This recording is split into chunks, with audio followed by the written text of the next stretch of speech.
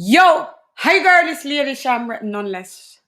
And welcome to Combox with Shani Shan. Hi guys, what's up? Fight fans, what's up you? What's up? Salute. What's up? I know it's been a day for you. So, I know. Guys, I've got, let me see my people in the building. Guys, I've got, yes. Silver Stream, salute my brother. I've got a special guest. You know, the special faceless guest that we have, So I thought like I would just, woo! I'm hot. Even though it's quite cool and chilly in London, it's quite hot. Hot in the house because I've had the heating on because it's chilly outside. Yeah, so basically we have got a ton of events that's just happened over the last few days, haven't we? And I just thought, you know what? I really want to chop it up. With somebody that gets it, that sees it. That is quite shocking to see not to see them get it, but their stance. They're a fair person, and this is what I like.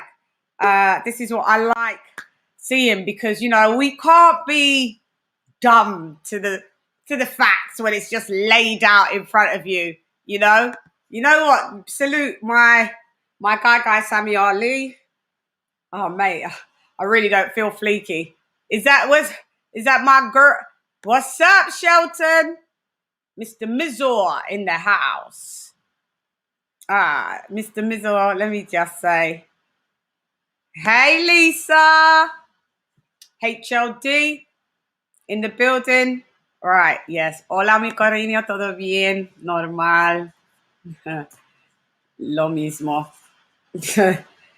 Same. Okay. All right. Okay, just having a look.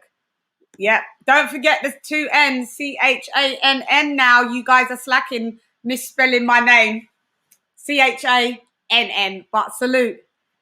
Late, Mr. Late. I always forget.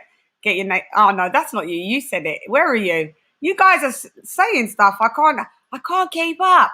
Already I can't keep up. I saw you, Mr. Late shows, late figures, late what? Late. Where you gone? I don't know where you gone. But yeah, it's two ends, Silver. It's two ends, okay? But salute King, same way. So I thought I need to chop it up. And what other person can you chop it up with? The guy that decodes, gives you the factual stuff. He's a Tyson Fury supporter, but he was equally an AJ supporter. But his favourite fighter, Dillian White. So, I'm introducing, I'm introducing the sporting icon. Icon sporting. Lady Shan, what's up? I like that impression. It was quite a good impersonation. I'll give you that. What's going on? Well, I've literally just been spending 10 minutes trying to upload this bloody avatar, and it won't have it. So sorry, folks, you got that. Oh, where is your avatar sporting? I'll tell you about it. Do you know what? I'm choosing it, and it just won't upload. I don't know what's going on. Really? If you click on it and say upload, usually it just gives you while we're talking, just fiddle around, because usually it does. In the end, you let you do it. I don't know what's going on over there, but doesn't matter as long as the voice is here, innit? Well, I suppose that's the most important thing. Anyway, what I'm pissing about with this, what is going on with your Instagram today? What is going on? I thought you'd been hacked or something. You love it. Are you complaining? No, not at all. Okay. People ask me, have you been hacked? Everybody needs to scroll through my Instagram. I don't understand. That's why I don't understand. This is me. Come on, it's me. I'm a dancehall artist. I'm a dancehall grime artist. What do you expect? Don't you expect some uncouth and scantily clad here and there? That is true. Come on. And yeah, I had 2 complaints. I uploaded. So what I did is I uploaded, Calvin Klein, because it was Calvin Klein kind of inspired. But I was just chilling on my bed. I thought, click, wearing a little big up tonight for showing a girl some love. And I thought, let me just put "just do it," and everybody went nuts. And I posted up the Calvin Klein ones, and nobody said anything. We saw those day to day, day in, day out, didn't we? True. And when it was all right for David Beckham and his wifey to be pulling down bits and pieces, old Chann here gets it. I actually put up Marky Mark. Instagram took it down. They said it breaches the guidelines. So there you go. So mine obviously doesn't, because they didn't take it down. Hey, well, yeah. What can you do? I can only just be me. That's all I can be. Can't be anybody else. That is very true. Even Spencer gave me a good telling off. Oh, did he? Gave me a good old telling off, but I'm grown, Mr. Fearon. I know you're my big brother, but I'm grown. It's okay. I've been doing this for eons. Well, look, still now. Look, still stripping. It's baking though. It's quite hot. I'm trying. I was going to do the whole show in, and I thought, no, let me just have this on, because of all the backlash that I'm suffering already. But moving along swiftly. Thank you for joining me. I'm so gassed to have you. Anytime. And what are we talking about today? We're going to talk about Ring a Rosies. We're going to talk about the biggest catastrophe to us fight fans that had served to us cold on a dish via Arum, Warren and Fury. I want you to kick it off, actually, because your commentaries have been giving me life. I have been living vicariously through your commentary. I wish I could do my commentaries on the matter as great as you. There you are, Sporting. I told ya. It's the best I could do. Yeah, and I like it. And I want one of them T-shirts, please. And I'll send you one of mine. Definitely, I'll send you one of mine. Done them seasons. No worries. Yeah, it's lovely.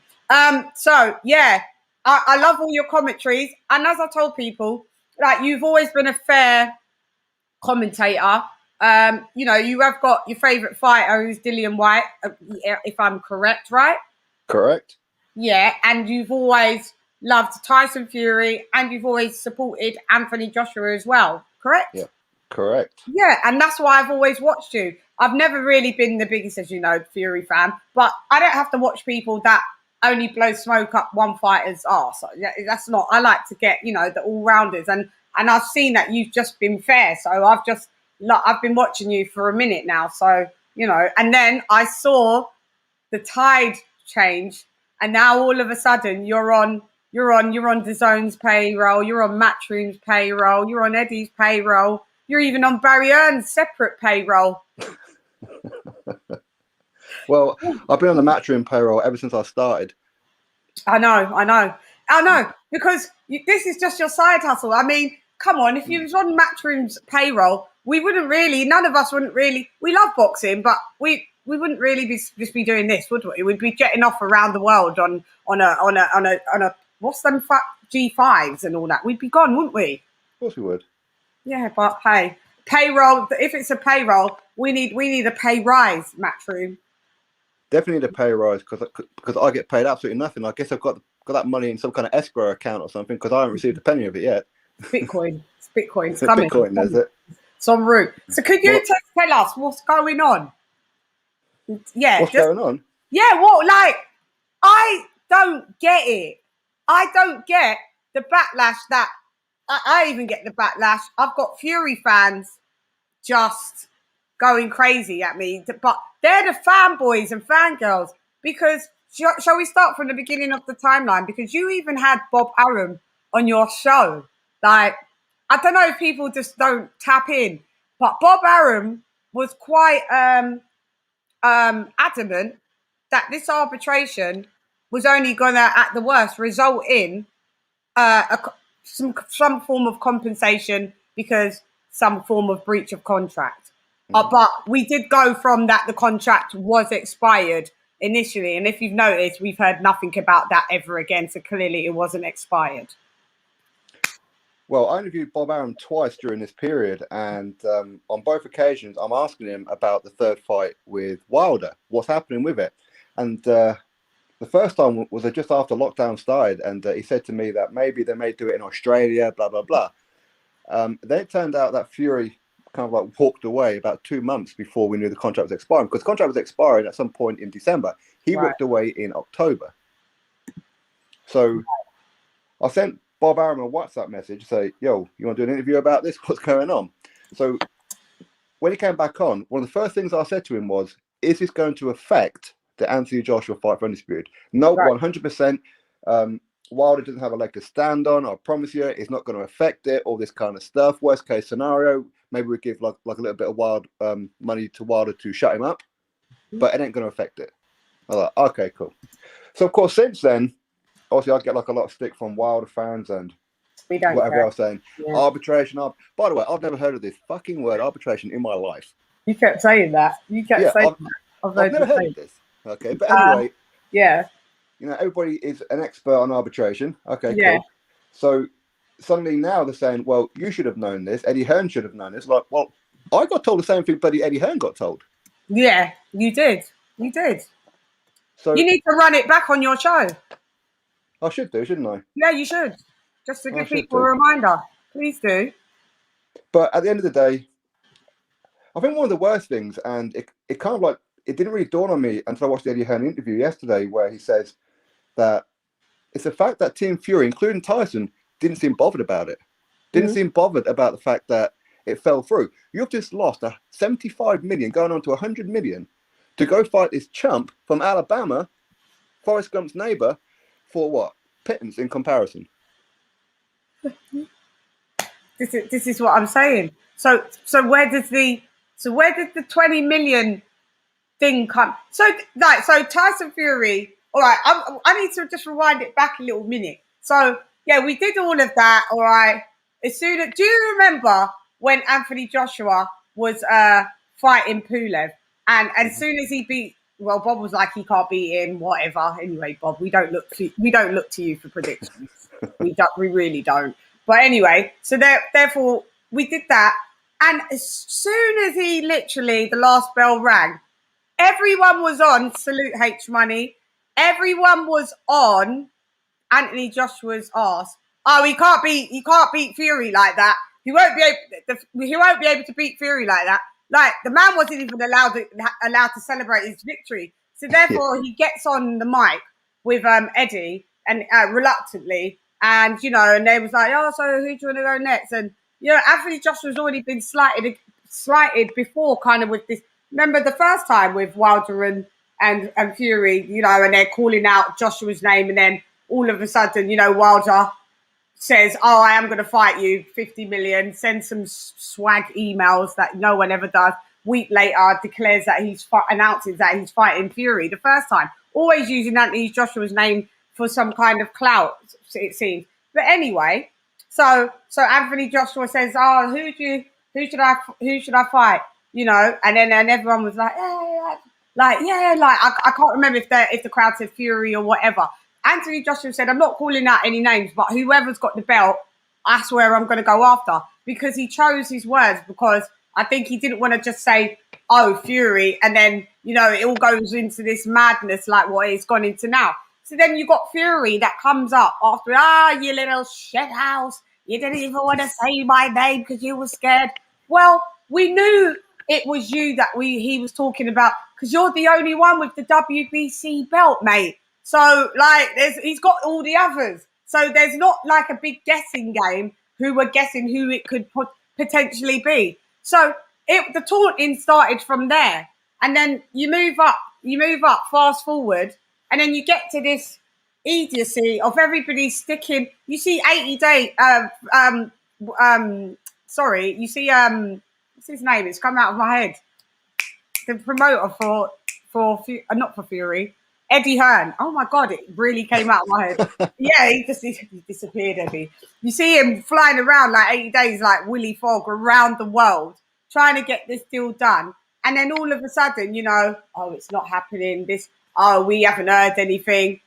For me, where Eddie went wrong is, from I heard that, all the brakes would have been on. I would have stopped it from there. I wouldn't have just kept coming in going, do you know what? I don't know what these lot are saying. 2 weeks, 2 weeks. I would have said, oh, yeah? Okay, you don't know what I'm talking about.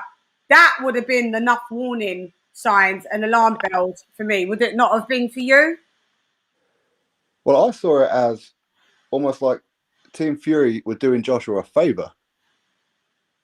That's what they thought. It's like saying, well, you've got 2 weeks. Eddie Hearn, tick-tock, 3 days left, 1 day left. We're going to walk away and whatever else. And I'm looking at it thinking, well, don't you want this fight too?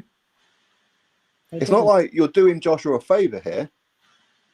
You know, you're both fighting each other for mega money. And let's have it right, okay? I've been Tyson Fury fan for a long, long time, way before he even fought Klitschko. Yeah. But let's be brutally honest here. Joshua gave him the opportunity for 50-50. In the financial market of the pay-per-view, it ain't a 50-50. It just isn't. It's but not. He did that. Don't get me wrong. I mean, Tyson Fury's done fantastic. He's had a hell of a career, especially with the breakdown and everything, or not. but ultimately, yeah, we don't know now. I mean, on paper, it's not a 50-50 as far as the split's concerned. As far as the fight is concerned, maybe, sure. So Joshua is reaching out to Fury, much like he did with Wilder, by the way. Yeah. When he's offering Wilder like 15 million and a 40 split, and this is the time when Wilder's biggest payday against Luis Ortiz was 2.1 million. Exactly. Everybody's saying 50-50, but you've got one belt, mate. One belt. And Fury can say, yeah, go ahead. Sorry. Well, it's like Fury, he can say that well, all the belts that Joshua had, they're my belts. I had their belts. Well, yeah, you gave them up. You are the one who went off the rails. Do you want the heavyweight division to stand still and decide for 3 years whether or not you're going to come back or not? Just to sniff coke and drink loads of drink. Exactly. So what do you want Joshua to do? Oh, hang on a minute. Fury's back. Yeah, mate. Here's all your belts back. Here's all the belts. Yeah. Like that happen, vacated or stripped. We got stripped from. Did he get stripped or vacated the belts? He got stripped of the IBF. Because apparently his team didn't petition for an extension over a Glasgow fight, and Glasgow ended up fighting for the vacant belt against Charles Martin. Yeah. So he got stripped of the IBF. Yeah, IBF don't play. Yeah, so the other belts, they threatened to strip him unless he sorts out something. I don't think the PED situation was broadcast at that point, but they said you need to do something, fight Klitschko or something. You're taking too long. He went off on the rails, spent most of his time down the kebab shop. Yep. And so they went, right, you know what, we're going to strip you. Kebab shop. Meet you there, Fury. Meet you there. Oh, well, now. Yeah. And so that got stripped. He disappeared for 3 years. Whatever. Yeah. So bringing it along, where did we get up to? Because there's so much lies. I can't. It's just a lie. Okay. So therefore, you saw Team Tyson Fury dig their heels in, and you just saw, like, this is what I was asking you. Would you have thought that Eddie Hearn should have pulled the brakes on when he saw all the negativity? Does Eddie Hearn play any? Because right now what they're trying to do is like, oh, Eddie Hearn knew though there was an arbitration. Yeah, he did. If we knew there was an arbitration, we know. Obviously, Eddie Hearn knew there was an arbitration, and Eddie Hearn actually told us there was an arbitration. And Bob Arum told us an arbitration. So why are you trying to spin it back like, oh, Eddie knew though? But there was not any time, like Eddie said, that anybody came out and said, you know what, it's moving a bit slow, but maybe we shouldn't do this fight at the minute because there is an arbitration. And although that we're confident that we will only get, maybe a breach of contract and settle monetarily wise, we'll just wait for the minute. Nobody said that. They kept telling Eddie, it's fine. Well, there's a couple of ways of looking at that one. I mean, firstly, Eddie Hearn's been burned before, okay, doing all this kind of stuff with the whole Wilder situation. Yeah, that's what I'm saying. And, of course, loads of people, especially the Wilder, it's a twerk army, is saying how, Anthony Joshua's ducking, Eddie Hearn don't want the fight, Barry Hearn don't want the fight, Sky don't want the fight, nobody wants to fight, they're all ducking Wilder. So, of course, he's been through all that before. So he made sure, and this time, do everything that you possibly can so nobody can say that Josh was ducking. In addition, what would have happened if he had put the brakes on and went, right, okay, we ain't going to sort this till arbitration? The Fury fans would have went mental. Yeah. Go on, keep talking. You see, They would have said how Anthony Joshua's ducking. Eddie Hearn, he don't want to fight. See, Tyson Fury, he's the true king of the heavyweight division. They're all ducking him, all that kind of stuff. Yeah. But then ultimately, when you look at it as well, had they waited until the arbitration and just started it now? Do you want another 4 or 5 months from now? I mean, already they're complaining how Fury's been out of the ring for 18 months and whatever, which, by the way, he should have fought in December, or even fought Wilder and sorted out the situation like a long ago. Yeah. But do you want them to start negotiating now? And then Fury's out the ring for 2 years? This is what I'm saying, but this is their fault though, because Fury, the inactivity of Fury, he should be blaming his team and himself, because Pacquiao was put into the mix. I already spoke to Takam, and he said they 1 minute they started negotiating for a week, and then about a week later they just all went dead. Yeah, again, this seems to be Tyson Fury's. I'm sorry, Tyson Fury fans, but this seems to be Tyson Fury's pattern, that he starts things, pretends he's going to do things, puts it out with no intention of really following it through, and then turns the tide on people and makes it look like they're the duckers and they're the liars.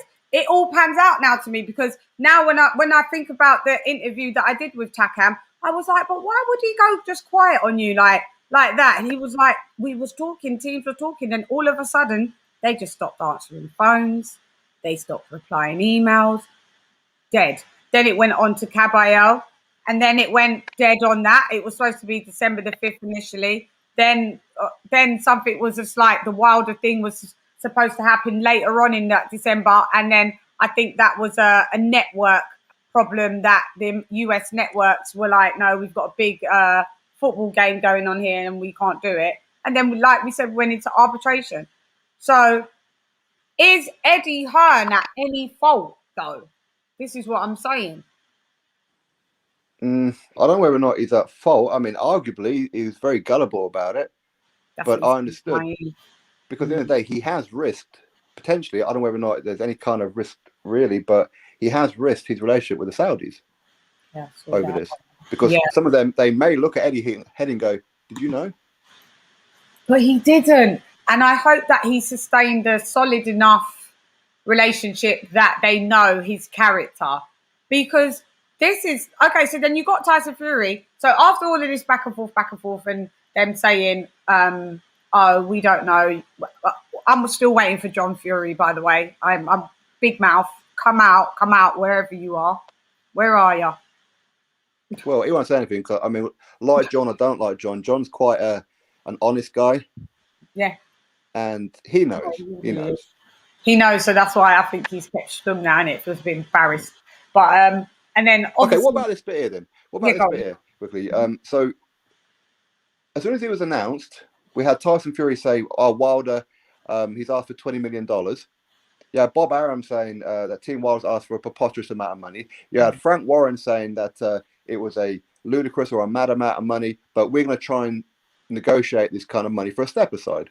Right. Fast forward to now, you got Bob Arum saying, no, they never asked for any kind of step aside. You got Frank Warren today. He did an interview today on BT Sport saying, no, there's no option of a step aside. Well, then what you were saying fucking 3-4 days ago. So why can't they at least lie from the same hymn sheet? Yeah, just get your lies all together. Just keep them all together. This is why we're cottoning on. And it's with this is what I was saying. I just did a quick report, and I was just like, with commentaries and commentators as yourselves, and even me just coming into the scene, like, and big up Counterpunch Boxing News, Kurt DeVille, and there's a lot of us that we've got a paper trail of this. Like, I don't understand why they think they can just get away with the lies, because everyone's been covering it from dot. Because they've been talking so much stuff, they forgot what they've already said and what they haven't said. Write it down. Send each other the email. Say, right, this is the group lie, guys, for this week. Yeah, like so if it was, so now I don't know what to believe. Was there a step aside? Because Eddie is quite adamant, and I'm going with Eddie, yeah, because he's come from Barry Hearn, and the way he quoted it, it's like, if anybody's been to like business school or anything like that. He states, there's always a number. There's always a number. So whatever the number is, that's where you start from and go from there with the negotiations. You could get, oh yeah, big up the Boxing Bros, because Caden from the Boxing Bros did actually, he's in the legal field, and he actually said, you can get out of this. It's an arbitration. Like, you know, it's not like the Hakeem Ruckman and Lennox Lewis that got taken to court, so a judge can order that. But you know, an arbitrator can set. It's like an arbitrator is kind of like, he's the next judge. All right, this is what we've never seen an arbitrator set a date that you have to fight. So what I'm saying is, he's Bob Aaron's friend, by the way. This is what I'm saying. This is what I've heard. Bob Aaron's good old friend. How old is he? 100 as well. He's not this. He's got 5 years left, man. You just like enjoy your money. You're 90. You're still doing all of this rubbish. You've been about 10 years after 20 years after boxing was like established in the UK. That's how old you are. It's wild to me, and you're still in controversy, man. So what Eddie's saying, there's always a number, and then, but I don't know what to believe, because Tyson Fury is put out there's 20 million, and that's been strongly refuted by Camp Twerk over there about we don't want any money. So what is it? Well, of course, there's a number. There has to be a number. Yes. I mean, if you're Wilder and you're looking at it, you've got to think, okay, so I made was it 12 million for the first fight in total? They got 27, and then they split the PPVs, and they both walked off with 30 mil each. Okay, cool. Mm-hmm. But what's his third fight going to do? Nowhere near. Not even close. Yes. Not even close. So the judge will look at that and go, okay, so Fury, you walk away. Okay, you're going to refuse to fight what? Well, the judge cannot strip Fury of the WBC belt. Okay, the judge can't do anything like that. He's got nothing to do with boxing. All he can do is a financial reward. But why is the WB... Listen, I didn't get it. This is what I don't get. Maybe I'm a bit thick. Big up Ring IQ Boxing. Julius, you know, ¿cómo estás, mi Big up Ring IQ. Mi hermano. Yeah, he was stripped and dropped the other two. That's it. You know, Julius does not come to play. Why is... Again, Sporting Icons is behind Glove Gate. He's the original troller. He always does this. He comes to me and he says we trolled super chats, but I can't really complain. He pays for his trolling. You know, the Ring IQ is absolutely correct. I am behind it. I can say it now that I'm sort of done. It wasn't egg weights. It was my bollocks in these gloves. You know, it was. You've got some tough bullets there, haven't you? Yeah. God, yeah. Don't post them on Instagram. Anyway. Moving along. You're naughty, you are. So what I'm saying is, you've made me lose where I was. You've made me lose where I was with that bollocks talk. Where was I? Where was I? We were talking about 20 million. Okay, so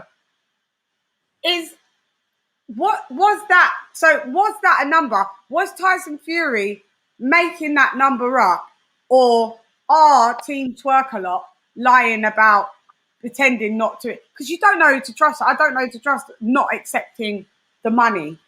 Is that because they had to have gone into this only, like what Bob said, for compensation? They can't go into an arbitration demanding a third fight. They can do that in court, but not in, because that was what was threatened with Joshua and Ruiz too.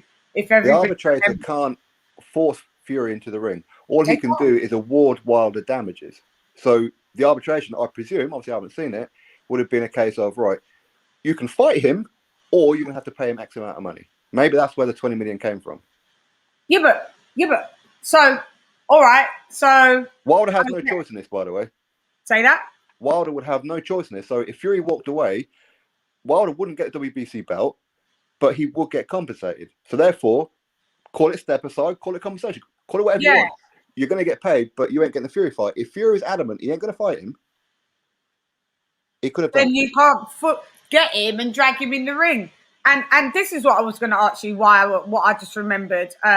Why is the WBC belt at thing? Because to my understanding, obviously Wilder Fury 1 was for the WBC belt for Wilder to defend that.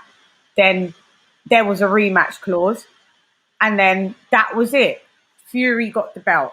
I remember Mauricio Suleiman going on a couple of platforms that shall remain nameless because they get on my nerves. But they went on a couple of platforms saying, listen, this is before the trilogy was even, into play. He was like, if a third fight does happen, the trilogy, it's nothing to do with the WBC. We haven't sanctioned it. We've just sanctioned the first 2 fights. So Correct. this is nothing to do with us. So why now? Why now? If Tyson Fury technically has fulfilled the 2 title fights he has, 1 and 2, why is now, because of the dispute of 3, which is nothing to do with the WBC, is now a WBC title fight now? Do you get what I'm saying? Yeah, because they don't want to strip Tyson. That's all it is. They don't want to, because they're looking at it from a bigger picture. They're thinking in their mind, whoever wins between Fury and Wilder, whoever's got that belt, is going to go fight Joshua for the money. That's what they're thinking. They're thinking about the sanction fee in the Joshua fight. Now, of course, they could, in theory, they could kind of promote Tyson in some ways to a franchise, for example. They could maybe do a diamond belt or whatever. But in that scenario, what will then happen then is quite similar to what's going on with Teofimo Lopez and Devin Haney. Who's undisputed and who isn't? Because with Dillian Whyte being the interim champion, he would then get that belt automatically. Then he can go fight Joshua, put it out as undisputed, but then he can have arguments where it's not undisputed because Tyson Fury or Wilder the franchise. Exactly. But then the thing with the franchise, I thought it's enabled to be given the franchise. You have to be able to ascend weight classes, weight cats. WBC will say one thing today and a different thing tomorrow. Like Barbarian. Yeah. Exactly. I lied today. I tell the truth tomorrow. Told the truth today. I lied tomorrow. It's just like I thought I was following boxing. I thought I was in boxing. I realized I'm in WWE. This is what this is. This is WWE. So still the WBC belt, in my opinion, with even though what you said has made sense, it shouldn't be on the line. If it's for but no, it should though, Chann, because no, I can see, because does he feel like it's like you've won something, but you have did that fairly, and because the trilogy is you feel that you need the trilogy to happen, you're like, oh no, let's go again now, and I can still win back a belt. You lost. If it's just about fighting, I still don't get why the WBC. Then it's a WBC, so this is now, like we know, is now a WBC title fight. It doesn't make sense. I just don't get it. That means you can use belts. The WBC didn't have to put the belt on the line. So did Tyson Fury? This is what I'm saying. These details are left out. They need to explain why the WBC belt is. Could Tyson Fury refute that? Could he make up? Because he could have made up a stink about even doing this whole fight. But he's all happy-go-lucky all of a sudden, and with his scripted, you little dosser, look, I'm signing the contract. Do you see how quick he signed that contract? But you got Eddie Hearn trying to get them to sign a contract for 5 months, but yet you're on Top Rank the other day, which I got a copyright strike for using, and they pulled it down. Thanks a lot, you frauds. It's all right. I don't even care. Like, don't you think that that's his temperament? Like you said in your commentaries, he's too happy about it, even though he could actually have said, no, I don't want to do this. I don't care. I'm in breach of contract. Nobody can make me go in the ring. And this is it. I'll pay Wilder. If Wilder wants 20 million, is he worth it? No. But, just to get him out of the way, because I'm going to get in excess of 100 mil for the first fight. And that's not even 100 mil just for the first fight. That's not even including PPVs. And the second fight was 100 mil. And that would have been a 60-40 split for the winner. Like, you would have been walking off with generational wealth, and you're now going to fight for like 15 mil. You couldn't have just paid off Wilder for 20 mil and just gone on about your business, whether Wilder liked it or not. It's a duck. It's very simple, isn't it? I mean, for me and you, it's a case of, when you look at it, sure, 20 million is a shitload of money. Okay, but ultimately, look at the bigger picture. You're fighting out for your Joshua for undisputed, the biggest fight in British history, certainly. 100 million for the first fight, maybe more if he beats him in the first fight for the rematch, because of 60-40 split.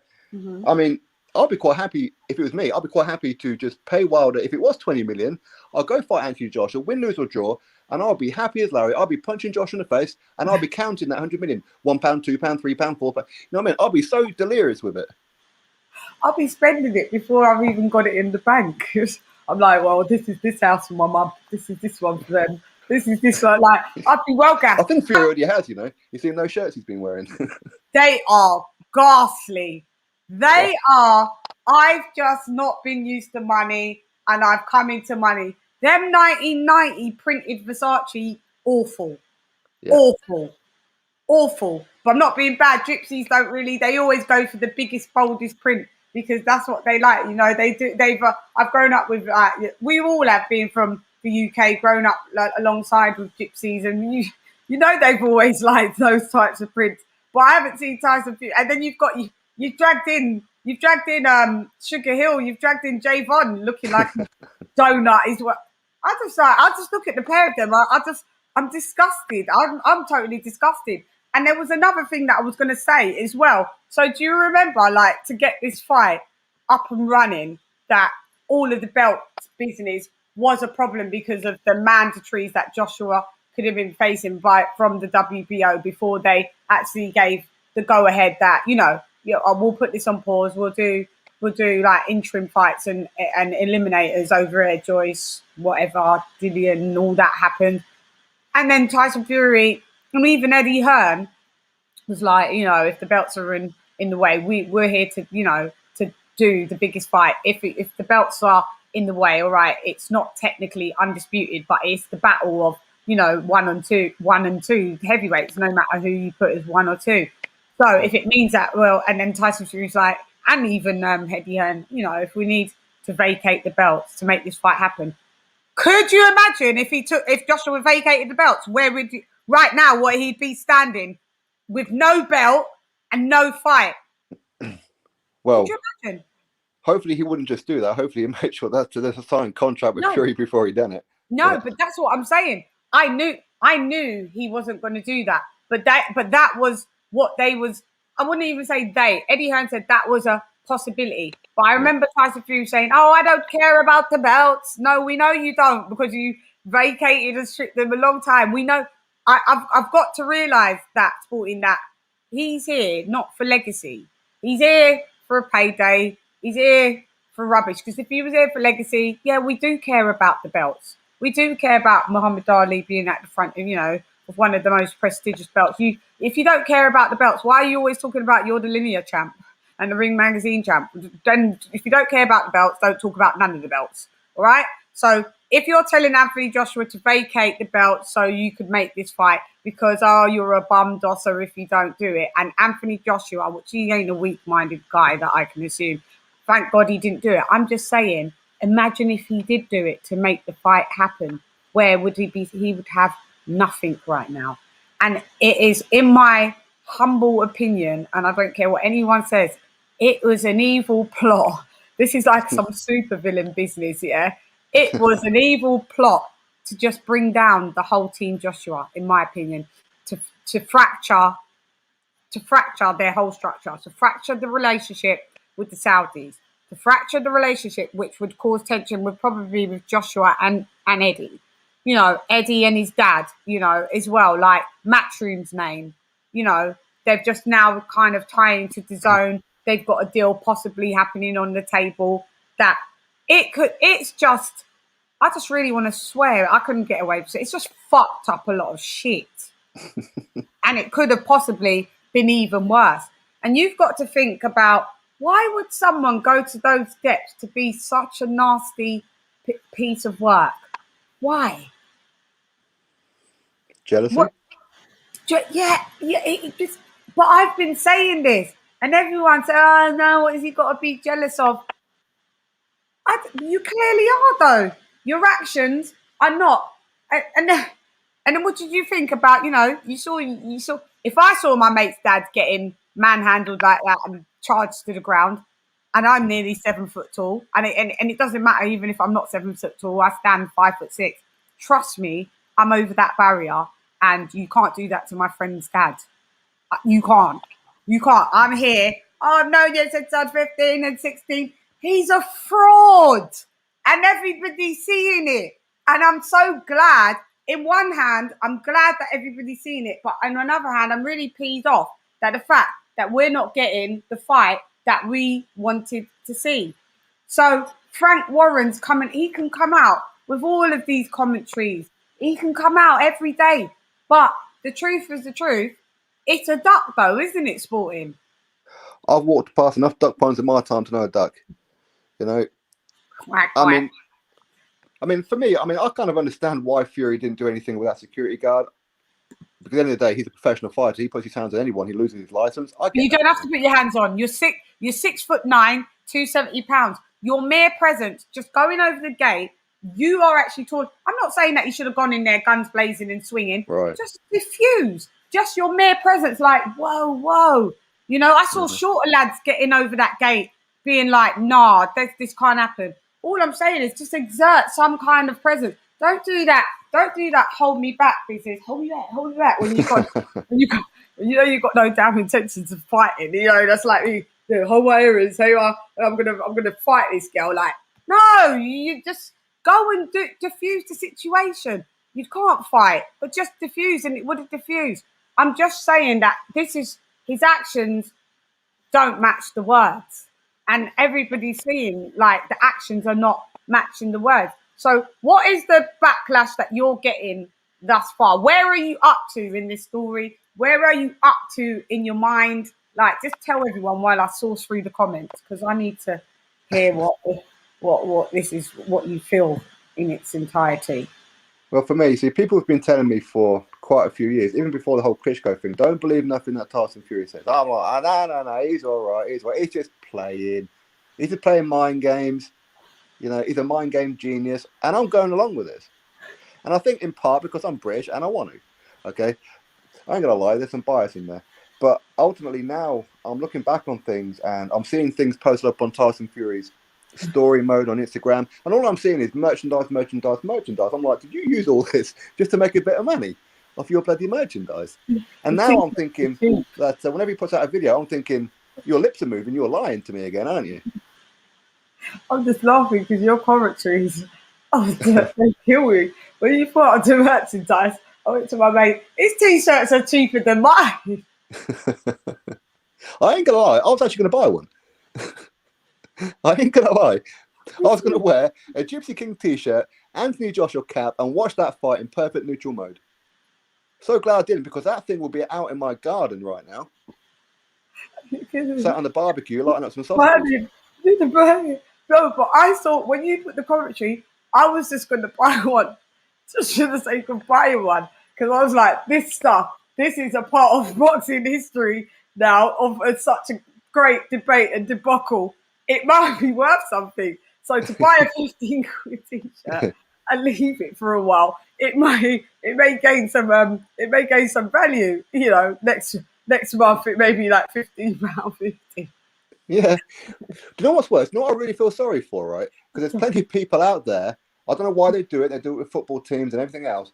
They've got on their arm, and I've seen it online, Tyson Fury on one arm, Anthony Joshua on the underarm, on the other arm, gone about undisputed. Can you imagine tattooing yourself with this shit? Right now. You've gone through all that pain. I mean, I understand the pain of tattoos. My whole arms are covered with it. Yeah, right? But yeah, I love them. All that money, all that for a fight that you may not get. In addition to this, Fury said that Alexander Usyk beats Anthony Joshua 7 days a week and twice on a Sunday. This is what he's been saying for quite some time now. So why have you just thrown Anthony Joshua to a guy who's going to kick his ass for you to lose 200 million? Why would you do that? It doesn't make any sense. My jaws are killing me. It doesn't make any sense. That's why I've got to the point where I can laugh, because today you was like, I feel vindicated now. I feel vindicated. But I was like, do you really feel vindicated? Because I still feel cheated. I do. Well, yeah, of course. I feel like, because is there a possibility then that, right, let me just try and put a positive head on, even though they're all losers in this instance, but let me just try. All right, is it a possibility that loser A, Wilder, and loser B, Fury, could fight each other and then have the undisputed to Joshua like straight after, like maybe a month later, and get it done. I know that causes a risk of that. Like you said, don't count out Beyonce out here. Don't count out Wilder, because he could create an upset, and he could. I'd love him just to. I don't care about. There's no horse in the race for me. I don't care who wins now. I don't care about British. Nothing. Wilder knocks out Fury, I'm laughing. But I do feel that Fury's just going to drag him up again anyway. But can that move forward? Or would we, in my opinion, and all of like my other boxing YouTube content colleagues, we've all said Anthony Joshua should not give Tyson Fury ever again the light of day. But then that does bring down him not being able to achieve what he wanted to do was undisputed. So what if Anthony Joshua just F's off Tyson, whatever, you lot do your little back and forth trilogy every minute. There'll probably be a quadruply, like stand by, because these lot are going to fight each other for the rest of their careers. That's all they want to do, bounce back and forward from each other. It's just ridiculous. But and then what could happen is, let's leave Tyson Fury to fight Amando. So he beats Wilder. He's going to get mandated to defend that belt, will he not? Of course, yeah. Against Dillian at some point. And that's Dillian White, right? Correct, yeah. So all right. So I'd rather Anthony Joshua not be even entertaining fighting Tyson Fury ever again. Because at some point he's going to lose that belt, or he's going to realise that he's cocked up and he ain't got that riding off into the sunset money. And he's actually, for the first time in his career, going to have to actually... This is going to be a first title defence for a man that's had 34 fights or whatever he's had. Or what is he had? 25 fights or 34 fights? One of the two. 33, 32, 33, something like that, yeah. Yeah, something like that, right? And Josh was like 21, 22 or something like that, right? So, yeah, this is going to be his first title defence. Let him defend it against Wilder. He'll beat Wilder. And then his second title defence will be against Dillian. Now, where do you see, if that happens, who have you got? Dillian against Fury? Oh, I don't know. It's a difficult one because... Yeah, it is. I mean, firstly, when you look at, say, Anthony Joshua, does he want to go through it again? He's been through all the crap with Wilder. He's now gone through it all with Fury. Does he want to conduct any kind of business with these people going forward? I mean, he must look at it and think, you know what, the amount of pullouts that these two have had, they've had more pullouts than bloody married men. It's just ridiculous, right? Because it's like... Pullouts. I know, it's just like, you wouldn't want to go through it, though, would you? You just wouldn't want to go through it. Yeah. So I fully understand it, but at the same time, he wants to be undisputed. So, I mean, I would imagine Joshua, he may get to the point where he'll go, you know what? I want to fight Fury. I want to beat Fury, but you know what, Dillian, you go do it. Because I know that you will fight me. Yeah. But will Fury fight Dillian? Well, he'll have no choice, will he? If he's ordered. But there again, who knows? You never know, he might just vacate and just pee off. This is what I'm saying. We don't know anything now with him. No, we don't. If he's willing to fight, to take a £180 million loss, I'm saying with 2 fights to fight Wilder for like 15 million quid. Oh God. Do you really think he's really going to even bother to fight Dillian White, knowing that that's, high risk, and like, and yeah, it will be pay-per-view, but Dillian will probably beat him up. So I think he'll just abscond. It's all a mess. I'm just trying to find a way where it does happen. So yeah. The problem that they've got is that Fury, he signed a 5-fight deal for $100 million for ESPN. He's got 2 fights left. He's getting paid $100 million. It don't matter if he fights a rematch with Tom Schwartz. He's getting $100 million. That's his contract. Yeah. So I don't think he particularly cares. But ultimately, he's going to fight Wilder next. I think whatever his next fight will be could well be his last fight. So surely he would want it to be Joshua, surely. But at the same time, if he does fight Joshua, I mean, what's going to happen with Dillian White? Listen, I'm very biased with this one. Why should Dillian have to wait not only a year for the Undisputed to be done, but add this extra third fight on top of that, which is going to be like another 6 months. And then by the time that comes around, the WBA is going to have been called, because then it's still not the mandatory, by the way. Yeah. So Dylan's going to be waiting, what, 2 years minimum? And Joshua and Usyk will probably fight twice. There'll probably be a rematch clause in that. Yeah. And that's the thing, because there's no guarantees that Joshua beats Usyk. Anyway, there's no guarantees now, and that's a tough fight for him. There ain't. I'm more leaning that he will, but I can see how he can't. I can see how an upset could be created. Yeah, definitely. This is what I'm saying. It's a great fight though. Joshua v Usyk. It's a good fight. I just didn't want to see it in that order. But I was saying that from the beginning before. I was like, oh, everyone should just do the mandatories and work to Undisputed. I said I'd love to see Joshua fight Usyk, but getting my wish, but just in the wrong order. So okay, so look at it this way then. Yeah. Well, so Joshua, he fights Usyk. If he beats Usyk, look at his resume. How can anybody truly be critical of that? But yeah, if you look at Fury over his last 5 fights, including his third fight Wilder, he would have fought Wilder 3 out of 5 fights. I know. That's this ridiculous. This is all they do. Still. This is all they do. They're stagnant. But look at Wilder, like just Luis Ortiz, like twice. Like that's all they do. Tyson Fury now 3 times. Like look at their last 5 fights. It's the same. They're just fighting each other. Really, they're fighting 2 geezers between them, each other. Like one's fighting Ortiz twice. Tyson Fury's fighting Wilder twice. Wilder's fighting. It's ridiculous. But nobody wants to fight Joshua once. And even when they do, they want to have legacy-defining money. And demand 50-50 with one belt. I'm fighting Joshua, so therefore I require 10 million, 15 million, 20 million, whatever it is, because I'm fighting Joshua. But if you were fighting those same belts against, say, Usyk, you'd be lucky to make $1 million. Lucky. After tax, and you give your trainers whatever you go, and you're going home with like 300 thou. Yeah. Maybe. I mean, I do feel sorry for Joe Joyce and all this. I was just about to say that. What happens to? Where does he go? Like really? Because you're good at the breakdowns of that. Where can he technically go? What does he do then? All he can do is get himself to the back of the queue right now, because the WBO is the one that's next, which is Alexander Usyk.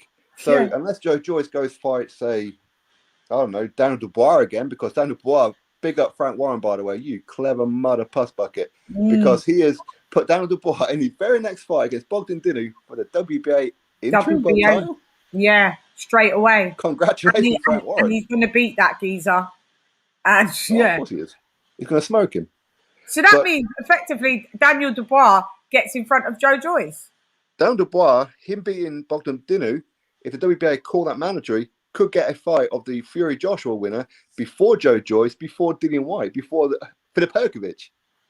This is how clever Frank Warren is. What a mess.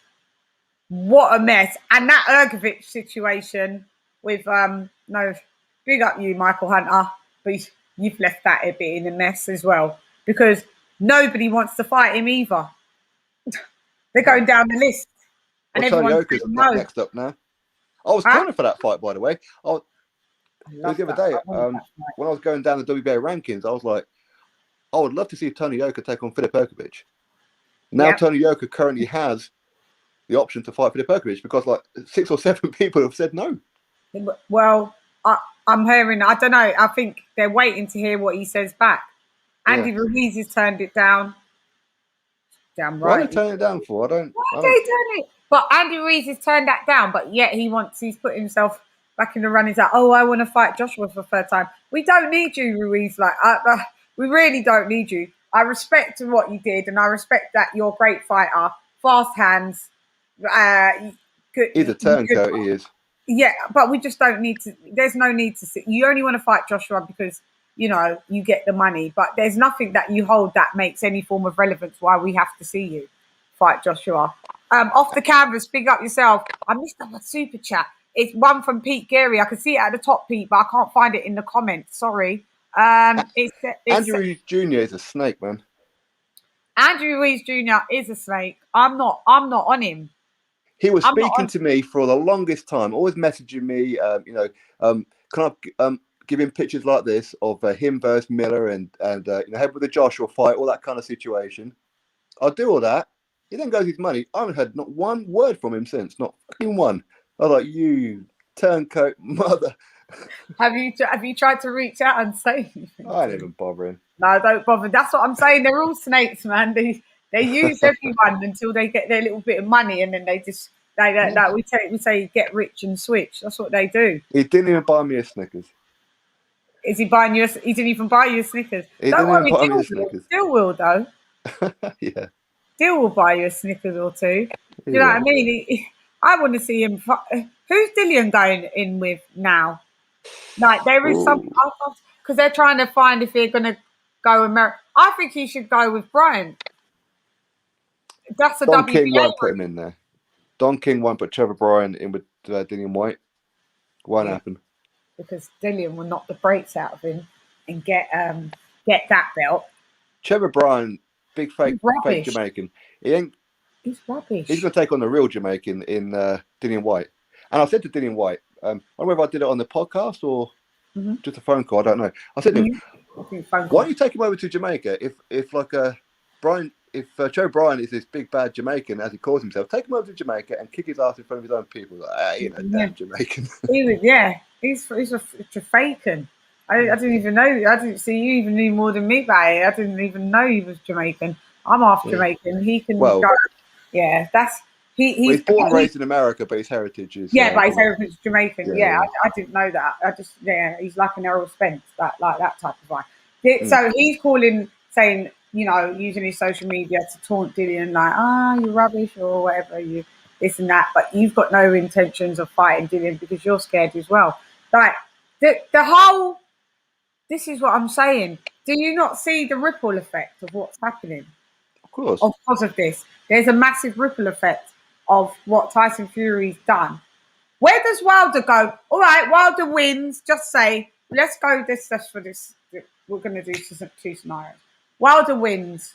What happens next? He holds the belt, the WBC belt, hostage for at least a year until they impose a Mando on him. Still a load of mess, isn't it? Well, where does he go next if he beats Fury?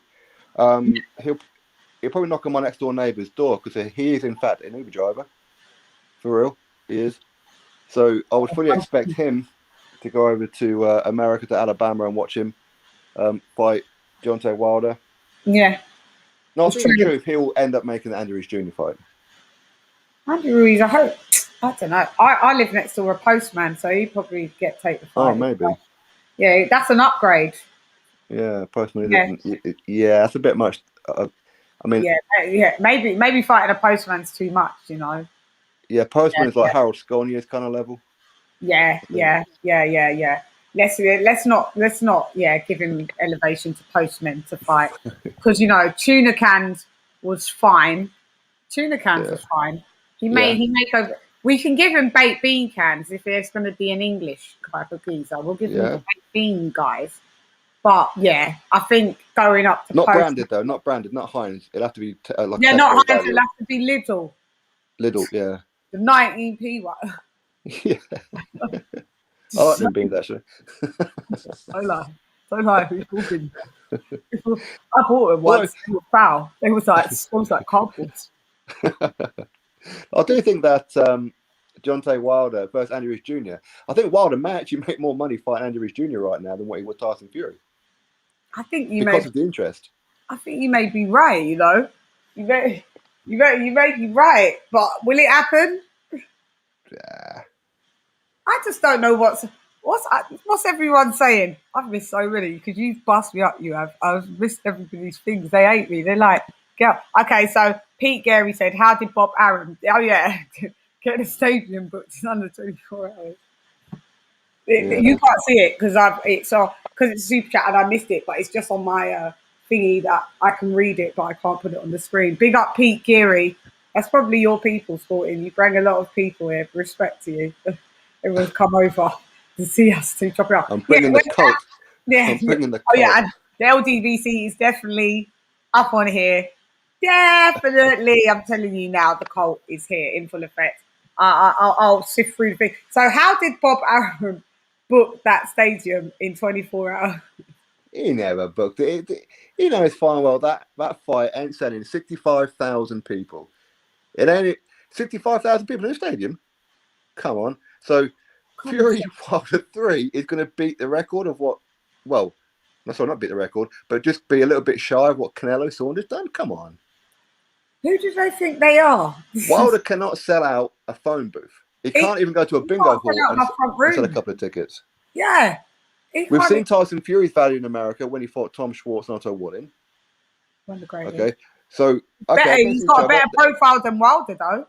Oh, yeah, he does. I mean, together, sure, they do pretty decent numbers, but if they couldn't sell out the arena, 17,500 in Los Angeles, if they couldn't fill out 19,000 in Las Vegas, how are they going to fit 65,000? They couldn't do that if they gave it away, gave them a candy floss and a cherry Coke on the way in. They ain't going to sell it out.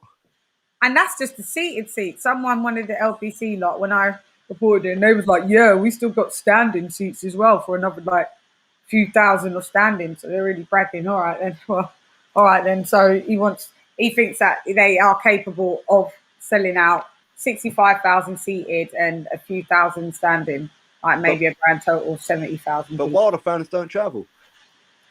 Even if you can have a couple of Wilder fans in New York, Wilder fights in New York at the Brooklyn Center, they will still not go. At the Barclays, he doesn't fill up the Barclays. They've got, all they do is fill up comment boxes. They fill up the comment boxes. Yeah, that is what I've said to these lot. I mean, granted, I think that, to be a Deontay Wilder fan, especially the extremists, I mean, listen, there's nothing wrong with supporting your own countrymen if that's your reason, okay? But the extreme that they go to, you have to be very, very low in your educational system. Very, very low, to the point that I'm not surprised because they probably can't get a good job due to their IQ. You know, they're out there sweeping the road something. So, you know what, I fully understand why they can't afford a ticket. Yeah. I get that. But at the end of the day, I mean, I'm surprised that they can even afford their bleak Wi-Fi bill, to be honest with you. That's how low their IQ is. They dull money. They just borrow it. They're on their what Trump was giving them, their silly, you know, that 1,200 that lasts them a year in the pandemic. They was probably putting like tin cans together and making some kind of Wi-Fi vibration. That's why they're so dumb. I say it all the time. Anybody that's got an IQ below 100 is deemed as retarded, and that's the actual scientific diagnosis. So a lot of those Wilder supporters are retarded. But now I'm seeing there are a lot of Fury supporters that are retarded as well. I do wonder if some of the current fanatical Tyson Fury fans are a crossover from the Wilder fans. They kind of jump ship. Do you know, like back in the day, they were like big Manchester United fans. Then suddenly Man City started start jumping. Maybe, but the only reason why they don't jump over there, where I could say maybe not, because remember, Tyson Fury loaded up the gloves and cheated. Oh yeah, I know. It's like bloody Inspector Gadget in there, isn't he? Yeah, go Gadget gloves. Like it's ridiculous.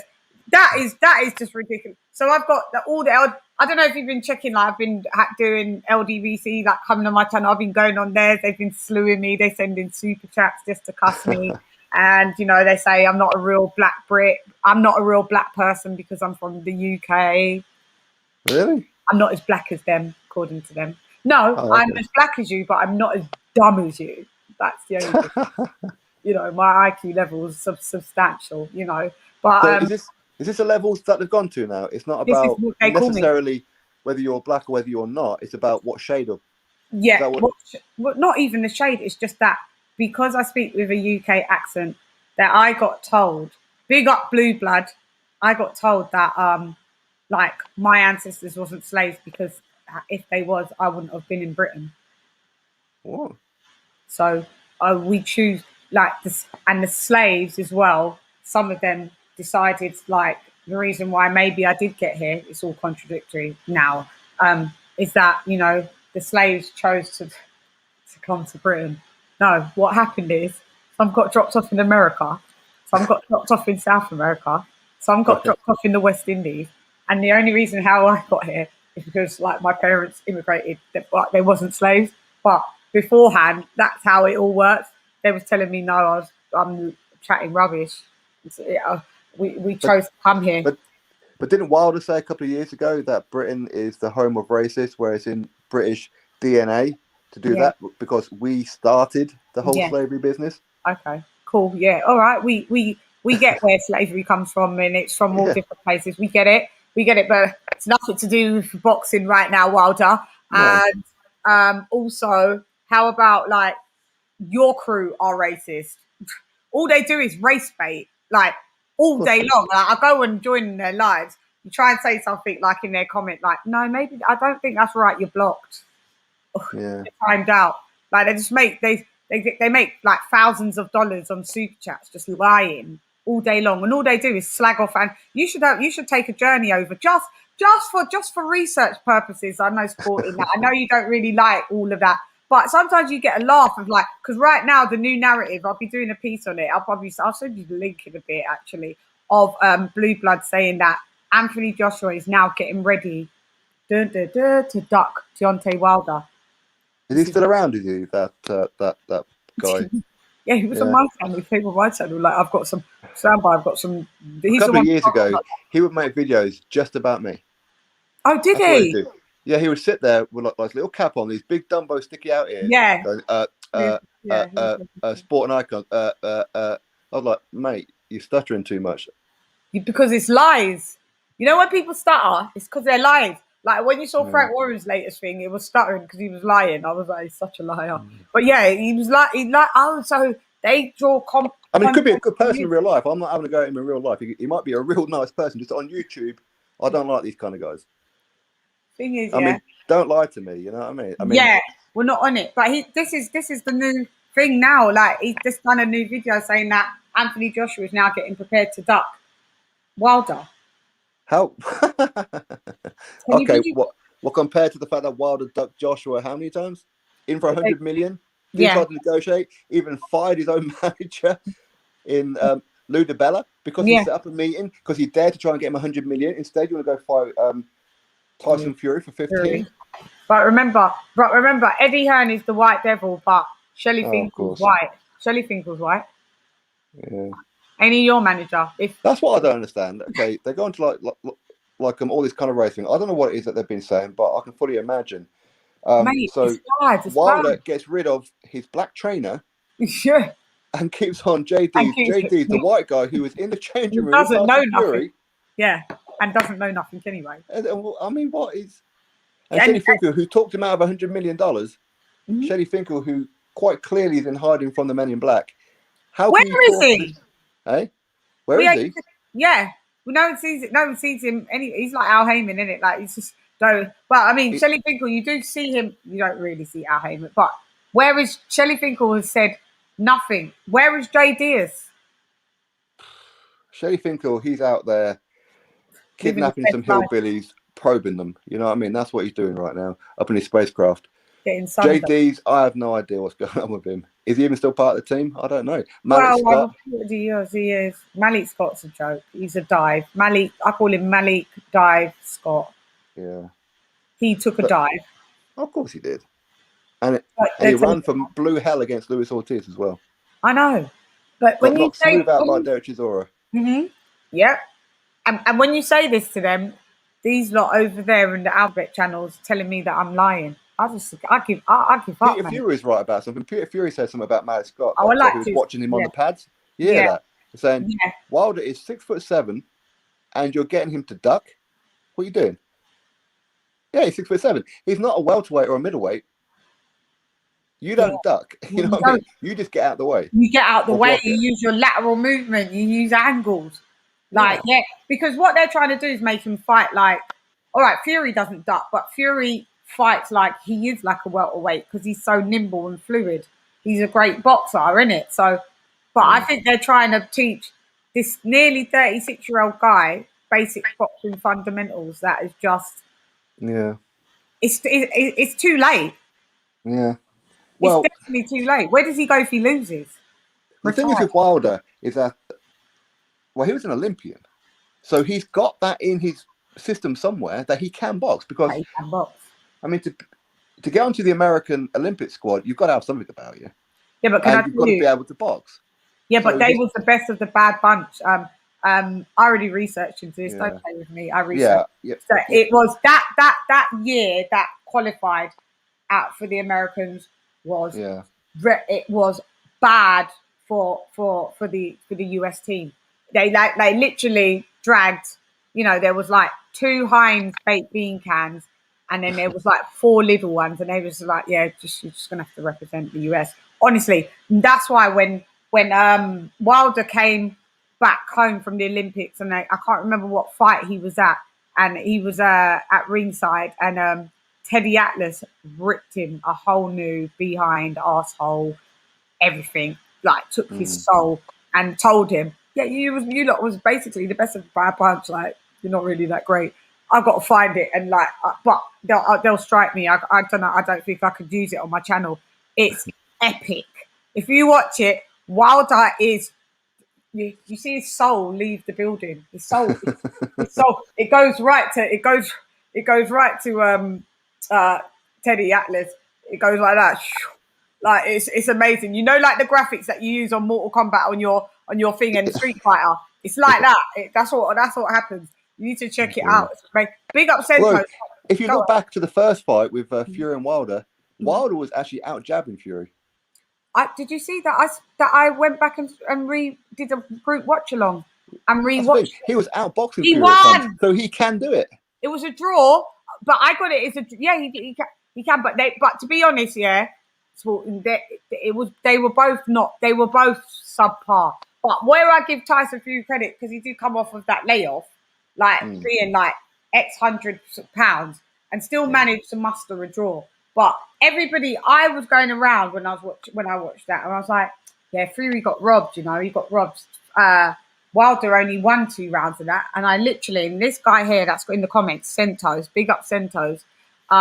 He is a pro Wilder fan, and he is actually LDBC, but he's not the ones where he just doesn't listen, and he's always on my lives and stuff like that, and he comes on my panels, and he was like, sometimes he does say, I'm going to read this comment in a minute, and he's probably just going to make everything I said sound void. Well, wait. I'm looking at the chat now. Yeah. Retro's in the chat. Big up, man. Who's in the chat? I'm missing so much because I blow up the screen. What's going on? One of the originators of the YouTube boxing community. Quality guy. Now, who's that? Me and him, we used to have like some arguments back in the day, should we call it? But I always understood with like blood boxing, we're on opposite sides of the fence, especially around like the Wild situation. But I always understood, undisputed is what matters. That's what he would always say. Undisputed is what matters. What's he saying now then? People are now understanding what it was that like a Blood and that was talking about, that when it comes to the whole Joshua Fury situation, it is about undisputed. I think people finally have realised, and I got certain things wrong, that's for sure about it. Yeah, but if you're a fan of the sport, it's undisputed. Whether it's Wilder, whether it's Fury, whether it's Joshua, whether it's Usyk, it's undisputed. And all weight cats, we'd like to see undisputed. Like big up Josh Taylor. Someone did it, someone got it right, and it was still under the guise of Bob Arum, believe it or not. Like, so why couldn't we get it undisputed for the heavyweight division? Yeah, if you're a fan of boxing, you want to see undisputed. But if you're a fan of one man, it just doesn't work. It really doesn't work. But what I was saying, is that I rewatched the Wilder Fury 1 first fight, and we scored it. We did score by score, round by round. I had a few of us on the panel. Big up the panel crew, you know you are. And Sentos was one of them. So I had pro Fury people. I had like pro Tyson, and me, pro AJ, another person. Big up Lisa Bales, pro AJ. Like we just had a mixture of people. We watched it, and everybody came out with different, but mainly the same kind of thing. Like Tyson Fury didn't wash Wilder in that. Like I got it 115 to 113 to Wilder. Imagine that. And I was like, no, it was 2 rounds. Yeah. Even round 4, we rewatched it because there was a swing round, and was like, no, let's just rewatch it. I did a 10-10 round. If you do that, and I'm actually going to do a series now of like we're going to be watching Roberto Duran fights, and we're going to be watching like Triple G and Canelo 1, and seeing revisiting these fights, like, and see if we see it from a different angle now, like, and really scoring it from instead of just always just being kind of like a fight fan. We want to do it as like, let's just be honest and see. Do you know what I mean? With a group of people from, and it's amazing that we did that. And I can't go on any more panels and go, no, Wilder, this was only on 2 rounds. I've got to be real. I've got to be honest. And someone hit me up in my DMs earlier today, and it was like, do you know what? I know you hate a pair of them, but yeah, big up. At least you're honest. You actually said what you said. And I'm like, yeah, I'm not like you lot. It was an LDBC member, by the way. I'm not like you lot. Like, I try to operate from facts. If there's an opinion, I will tell you it's an opinion. But I like to get some facts, and like, I'm fair. I don't give a shit. Like, it's not going to hurt my feelings like that. Like, it doesn't hurt anyone's feelings when Muhammad Ali's got 5 losses.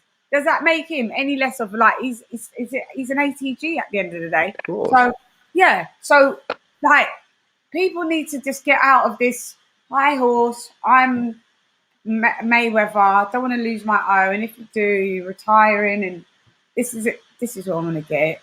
Billy Joe Saunders. Did he quit sporting? No. Yeah, he quit, right? He did. Yeah, he did. I get it. And rightfully so. Yeah, your eye was messed up. This is what I'm saying. I get it. I so get it. Because I was like that with Daniel Dubois. You karma's a bit. You said that about Joe Joyce's mum, and then that happened. Did you quit? All right, you did quit technically, but you didn't quit on the stool like Billy Joe Saunders. And because you criticize, this is why what I'm saying. Like, the gypsies are not being bad. Like, they're making themselves look like anything they say. We can't believe you. I mean, if you go back to the first one, because you're talking about how you scored it 115, 113 to Wilder. Mm-hmm. Did you score round number 9 and round number 12, 10-8 rounds to Wilder? Because obviously Fury got dropped. Oh, yeah, when the drop rounds. Yeah. What did you do? Did you 10-9 them? Because you felt that Fury... No, they were equal rounds because you only really get a 10-8 if you knock down your opponent and you win the rest of the round. Yeah. Fury. Oh yeah, but Fury won 12. I'll give him 12. That he won the rest of. But I didn't. Now that you said that, I didn't actually do that. But now that you said that, yeah, because round 12, even though you got knocked down, he won the rest of the round convincingly. So does that change my score a tad? But it would still maybe put Wilder at still. It would be 115 to 114 then. Yeah. I mean, I think that Wilder did better than what people. I don't know. Come on. Give him credit for. I think Wilder did better than what people give him credit for, especially with that jab. He's got a very good jab. His movement is funny looking, but it's effective. When he had it, sometimes he had it, and then sometimes it was like a bit of a lazy one. But he's got it. He's got the fundamentals. Like you said, even though it was the best of the bad punch, he still was in the Olympics. This is what I said. He still had to have had that skill set to be able to compete at the end of the day. Where it's gone, nobody knows, but I'm not here to look for it. I don't really care at this point. It's that whole revert to type. When you get enough people tell you one thing about his power, he's going to believe it. You just rely on power, innit? And it's not like he's strong, and it's not like he can hit you from a standstill position. He needs a bit of a run-up. He needs to run up. Speed. Yeah. Speed kills. Velocity. It's a David Hay effect. Yeah. Speed kills. Yeah, so he needs that. And that's why being on the back foot didn't work for him. On the back foot, that's been his problem. Mm-hmm. He's the kind of guy that he's been lost waiting to happen for a long time. He'll lose most rounds, but then just pull the ace out of the hat. So he was always going to lose at some point.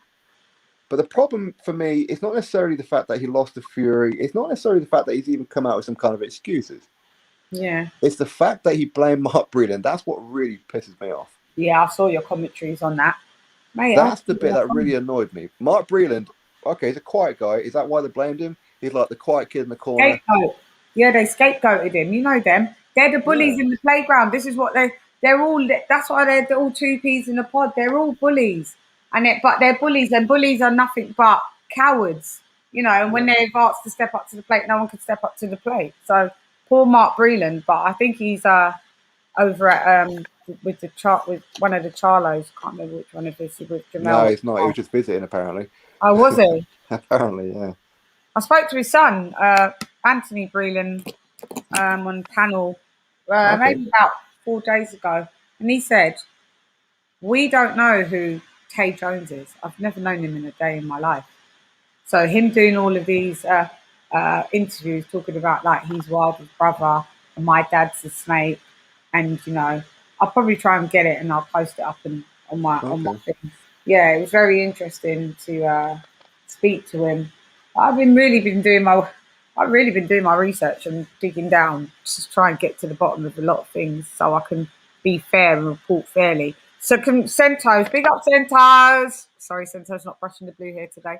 The Saudis may be getting by Mayweather for 160 million because they have not made the first payment, which means there may have been a problem with the Fury Joshua fight.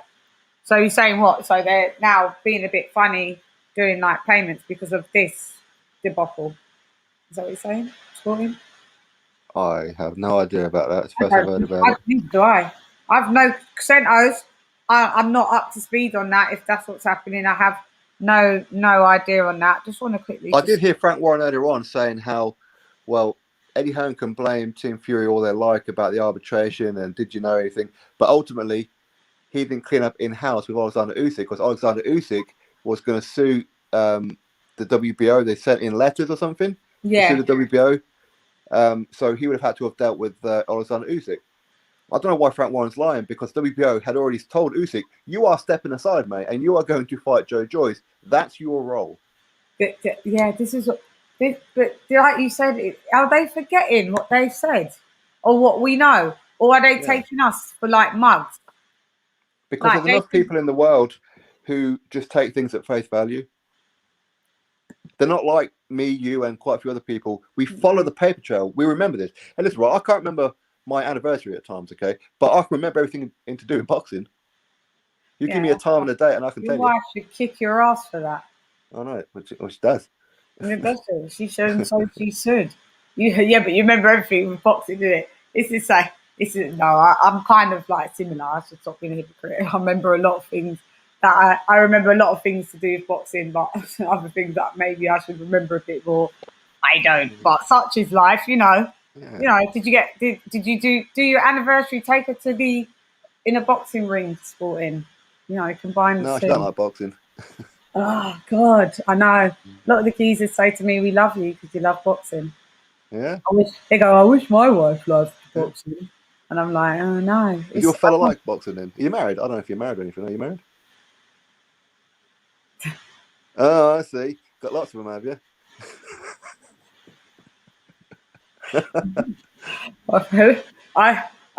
If I was an American, I'd plead the fifth. I plead the fifth sporting. I keep it neutral. I keep it neutral. I just got friends sporting. I got friends. Oh, what? Do they come with benefits? All right. Not on benefits, but not on benefits. I don't know, not on benefits. And they try to pretend that they love boxing, and then I start talking to them, and they're like, "Yeah, did you see?" And then they just say something, and they're like, "Oh, it's all right. You don't have to pretend, mate, that you like boxing. It's cool. You just said some stuff that is just unfactual." Do you go to the fights? Do you try and go to the fights? And well, I do you know what? I have never been to a fight. Never. You're in London. You're in the heart of the boxing industry. Yeah, but I was touring.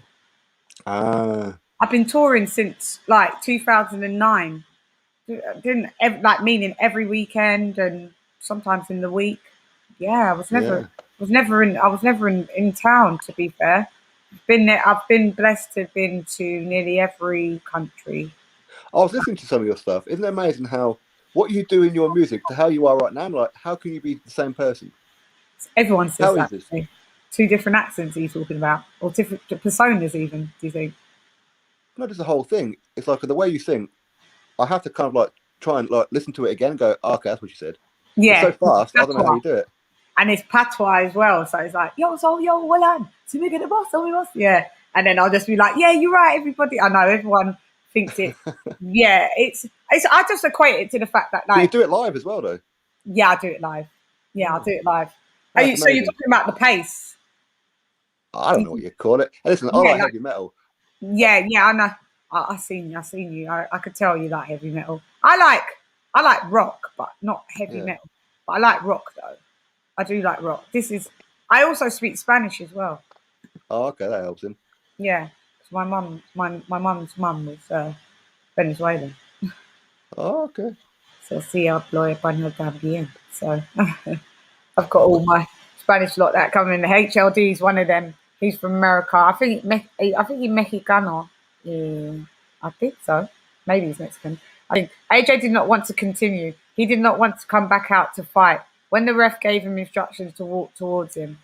Are you saying that for real? You always get on my nerves when you try to bury AJ. What do you think about what you've just said? So what do you say? Oh, AJ did not want to Repeat continue. what happened.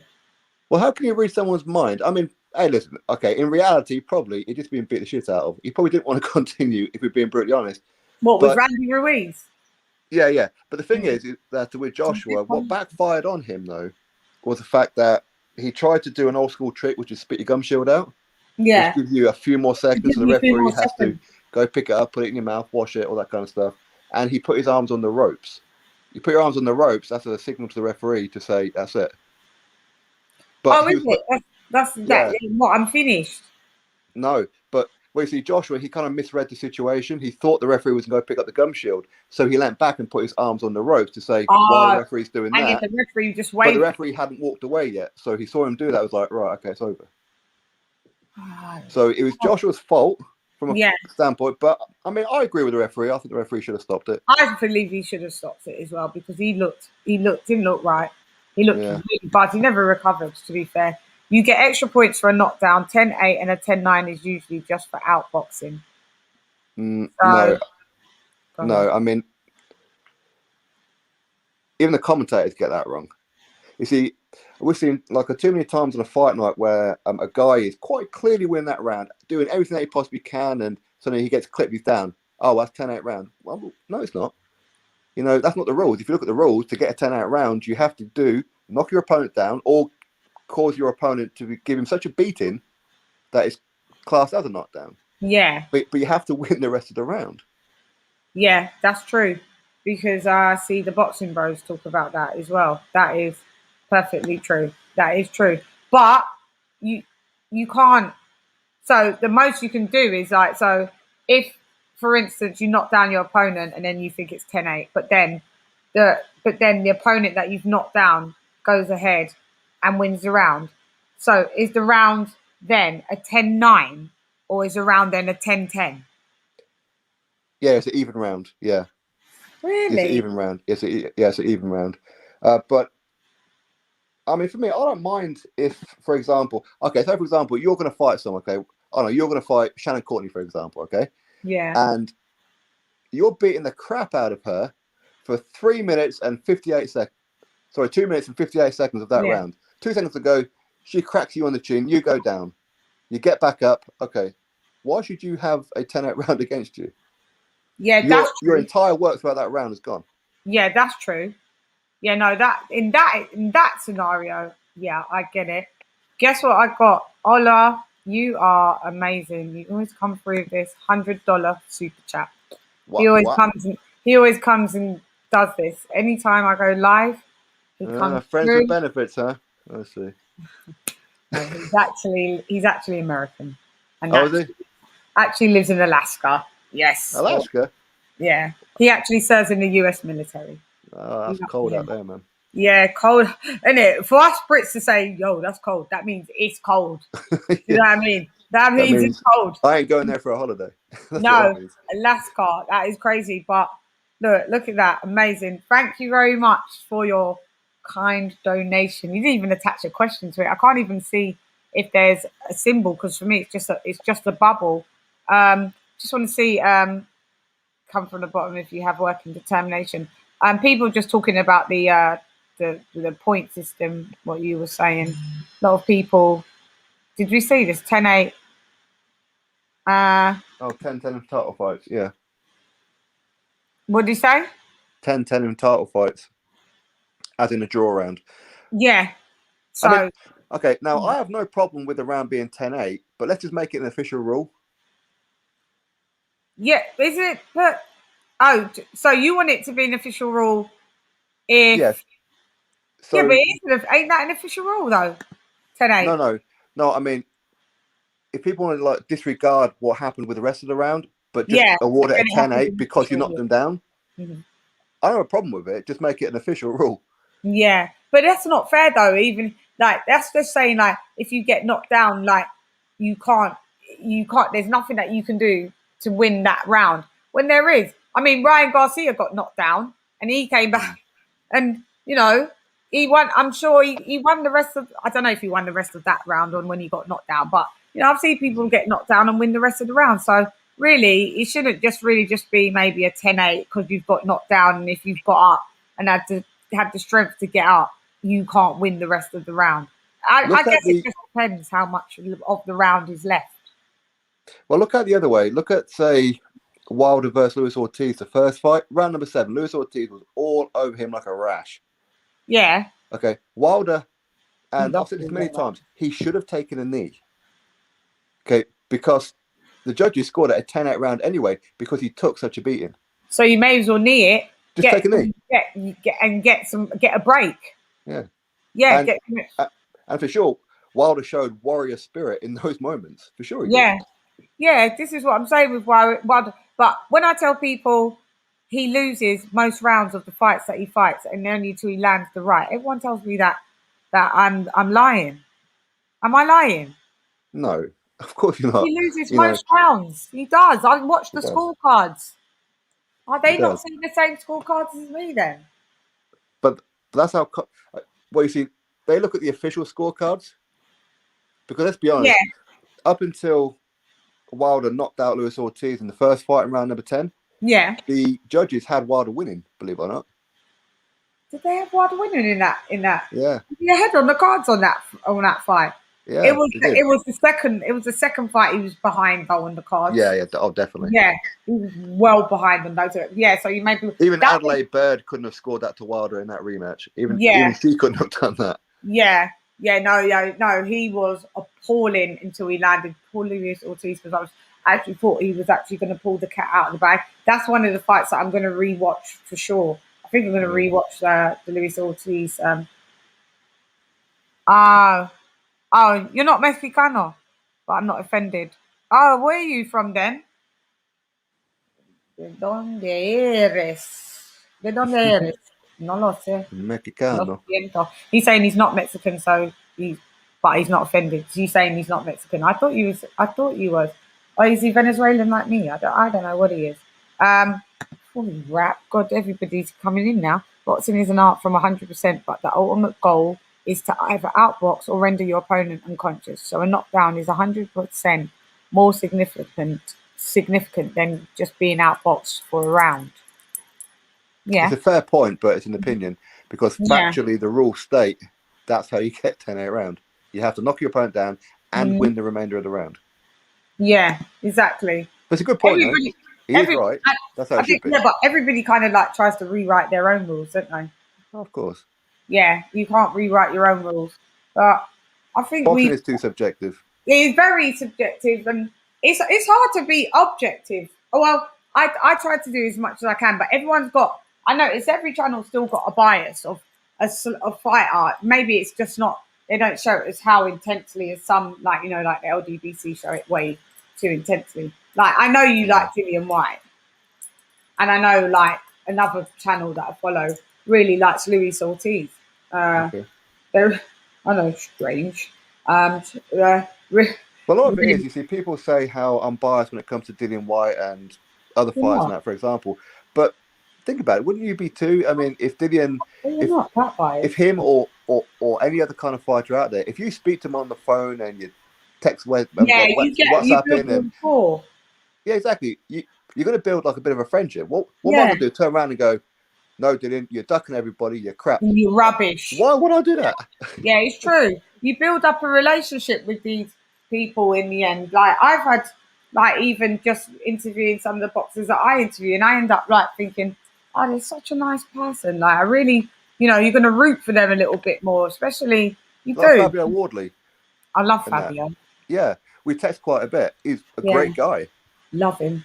Love him. But again, you see, just because people see that, I've got pretty decent numbers, I suppose, of subscribers, I should be more on the fence, as in I should be more professional. But I'm not sponsored. I don't get paid. I don't do anything like that. I don't. Why do I have to be unbiased? Why do I have to be? I don't have to be. No, you don't have to be. How you are, I think it's fine.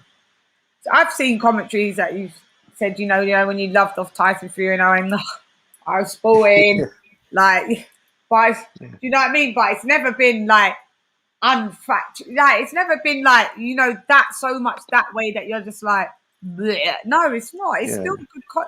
Like, so what, man? Anyway, not every. I more look at people that just try to sit on the fence is more weird. I don't trust fence sitters at all. Yeah, yeah, me too. I don't trust you if you're a fence sitter. Exactly. What are you hiding?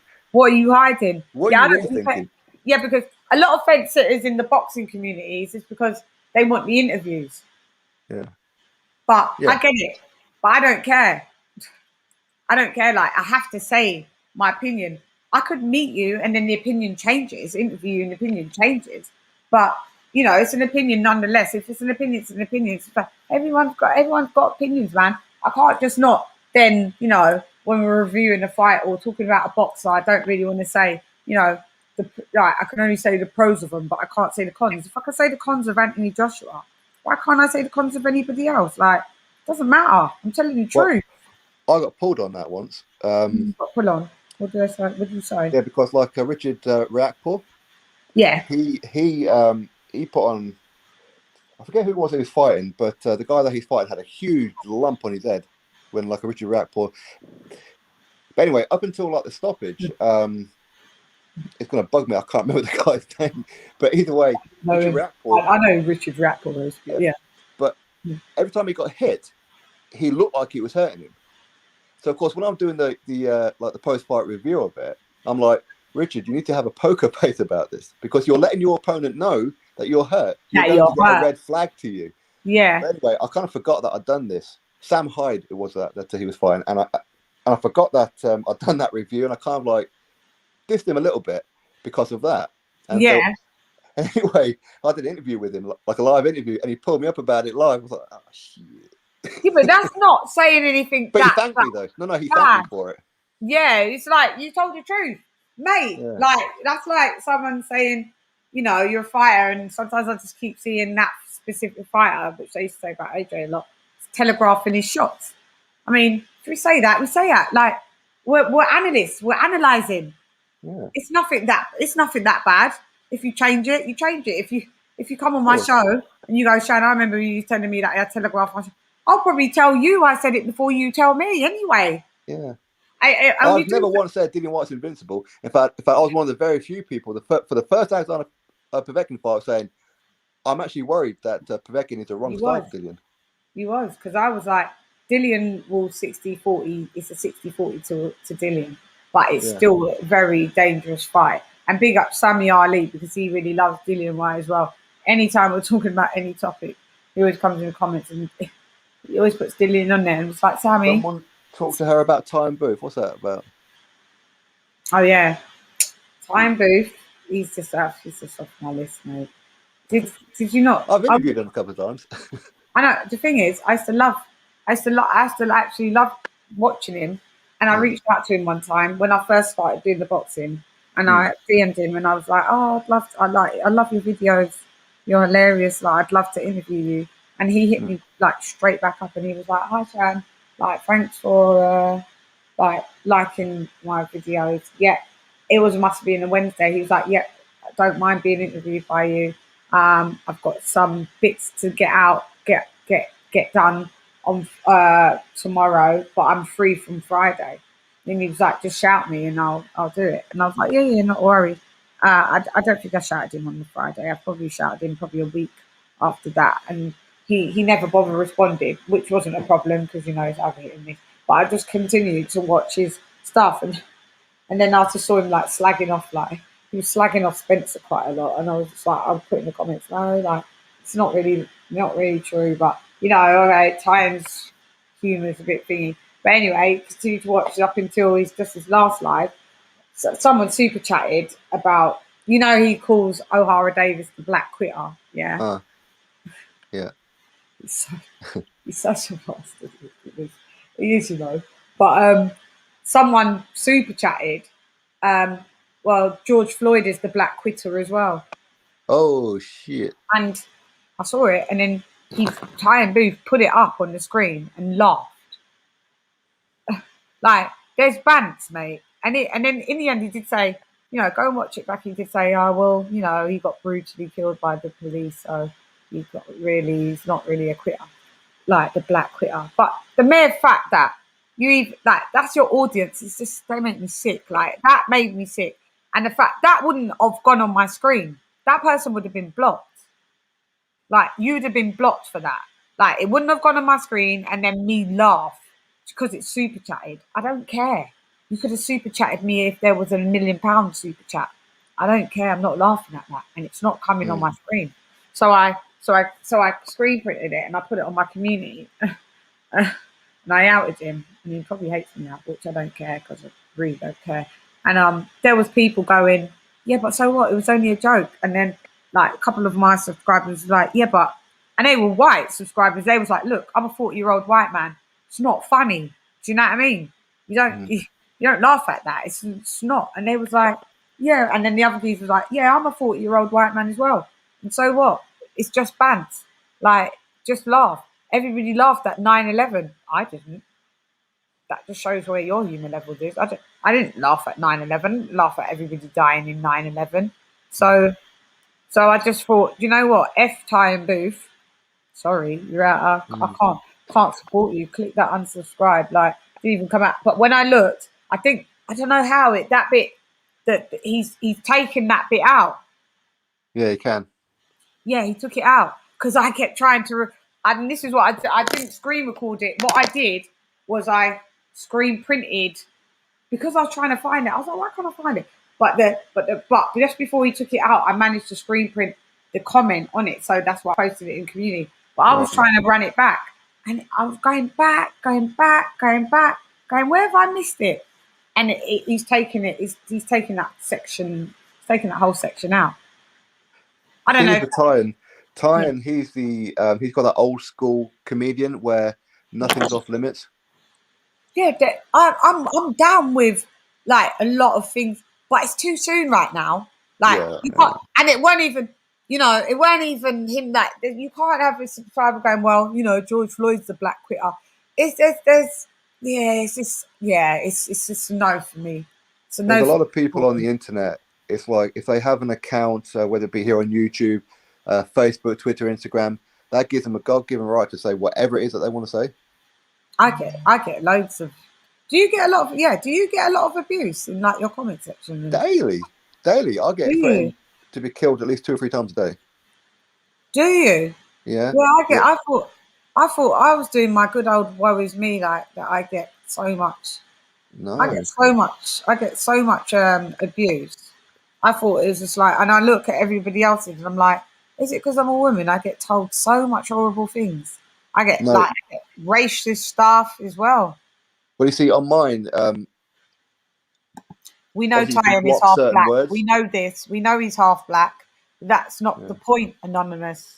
Go on. Look, hang on. Is he going to say something that's really going to piss me off? Let's just have a look. Let me have a look. George Floyd was a criminal that threatened to shoot a pregnant woman. That does not change what happened. So why are you mentioning it then if it doesn't change what happened to him? Like, is that factual, like what you're saying? Because these are the types of people that, this is what I'm saying, Sporting. These types of people that keep trying to justify things. And then you're going to make me want to swear and like demonetize my shit. Like I can't rock with it. I'd appreciate if you don't comment any longer on here. And if you choose to comment anymore, I will block you. Because what you've just said is an underhanded dig. And I'm not down with it. I'm not down with it. You're speaking to a black woman. I'm not down with it. Fuck boxing. I'm black before anything. Okay? Right. Do you have filters on your channel? Like yeah, but I choose. Yeah, sometimes YouTube. But I put allow all comments, right? Because I really want to see the levels of what people go to. I used to be like that. I used Yeah, to spend so much time just arguing and even winding people up in like the comment yeah, section there. But yeah. now I just think, you know what, I'll just focus on those who support rather than the hate. So now I have like a certain words, Filtered. I that, should do that, should I? well, I do, because then it filters Yeah, a and lot of it stuff out. filters. Yeah, and then you don't spend your time like because we're predisposed to like you could get 100 comments and two of them's rubbish, and you concentrate on the two rubbish ones, isn't it? Yeah, yeah, It's true. exactly. So to The filter. minority, the ones who are not helping you and supporting you, are the ones getting the attention. So, I mean, for me, I use just like certain words, like, like the N word is Yeah, totally blocked in all different kinds of spellings is blocked on there. really. So, yeah, so I mean, I understand that, especially in America, it's just like a buzzword, isn't it? It's just like a regular Yeah, word but we between don't certain care. people. We can't use it on forums. No, Yeah, no, exactly. So for me, and I get like a lot of comments saying, "Did you delete my comment?" I'm like, no, I okay, get that. I I get don't that. delete anybody's comments. It's just that Mhm. if you use a certain word, like I don't know, like Packy, for example, if you say that, it's going to remove the whole comment. Yeah, and so it should So be. Then you can see it in your filter. You can see that the yeah, comment that they've tried to take off in it. I mean yeah, that exactly. YouTube's taken off. Do you know what I mean? No, Yeah, I get a lot of that. I get N word, uh, N word, bitch word with yeah, it. Um, it's ridiculous. Before I was like, because I come from music and sporting, I didn't like get abuse like that. People in music will follow you because they know your music. So you've got a crowd that already like you. So you don't really, you might get one or two comments, oh, that was shit. Like, that's it. And you never see them again. I right. get people that like troll me and they follow me. I'm not sure how they know where I'm going to be. Like, I'll go on a guest with someone else's channel and the same names as there in the comments are saying abusive stuff against me. I'll go somewhere else and they're doing it there. It's mad. It's mad to me. Mad. When I first come into boxing, I was really affected. I was like, oh God, man. My friend was like, oh, just concentrate on the positive. And I was like, yeah, I know. I was like, this is weird though. Like just every day, just everyone saying like really horrible things. And now it's water off the duck's back. Yeah, I do maybe respond to a couple losers. It's usually the LDBC lot. Like, and in the end, they end up liking me. They're like, you know what? At least you stand your ground. Like, we actually have to respect that, and it's just like that. you know what's weird? And yeah, and it starts to even out a bit. Oh, we've got counterpunch to you. Do you love What's that? counterpunch boxing news? Of course. Sporting. Yeah, I remember when he first started. Yeah, Kurt Deville. Oh, did you remember when Kurt first started like sporting? Yeah, yeah, of course. I started putting like his channel in like my community session to try and I can't hear drive you. a Why few have you more. muffled and low? You've gone muffled and Oh, low. Yeah, there you are. You're back. okay, is it working now? Yeah, you started to put Okay. in what?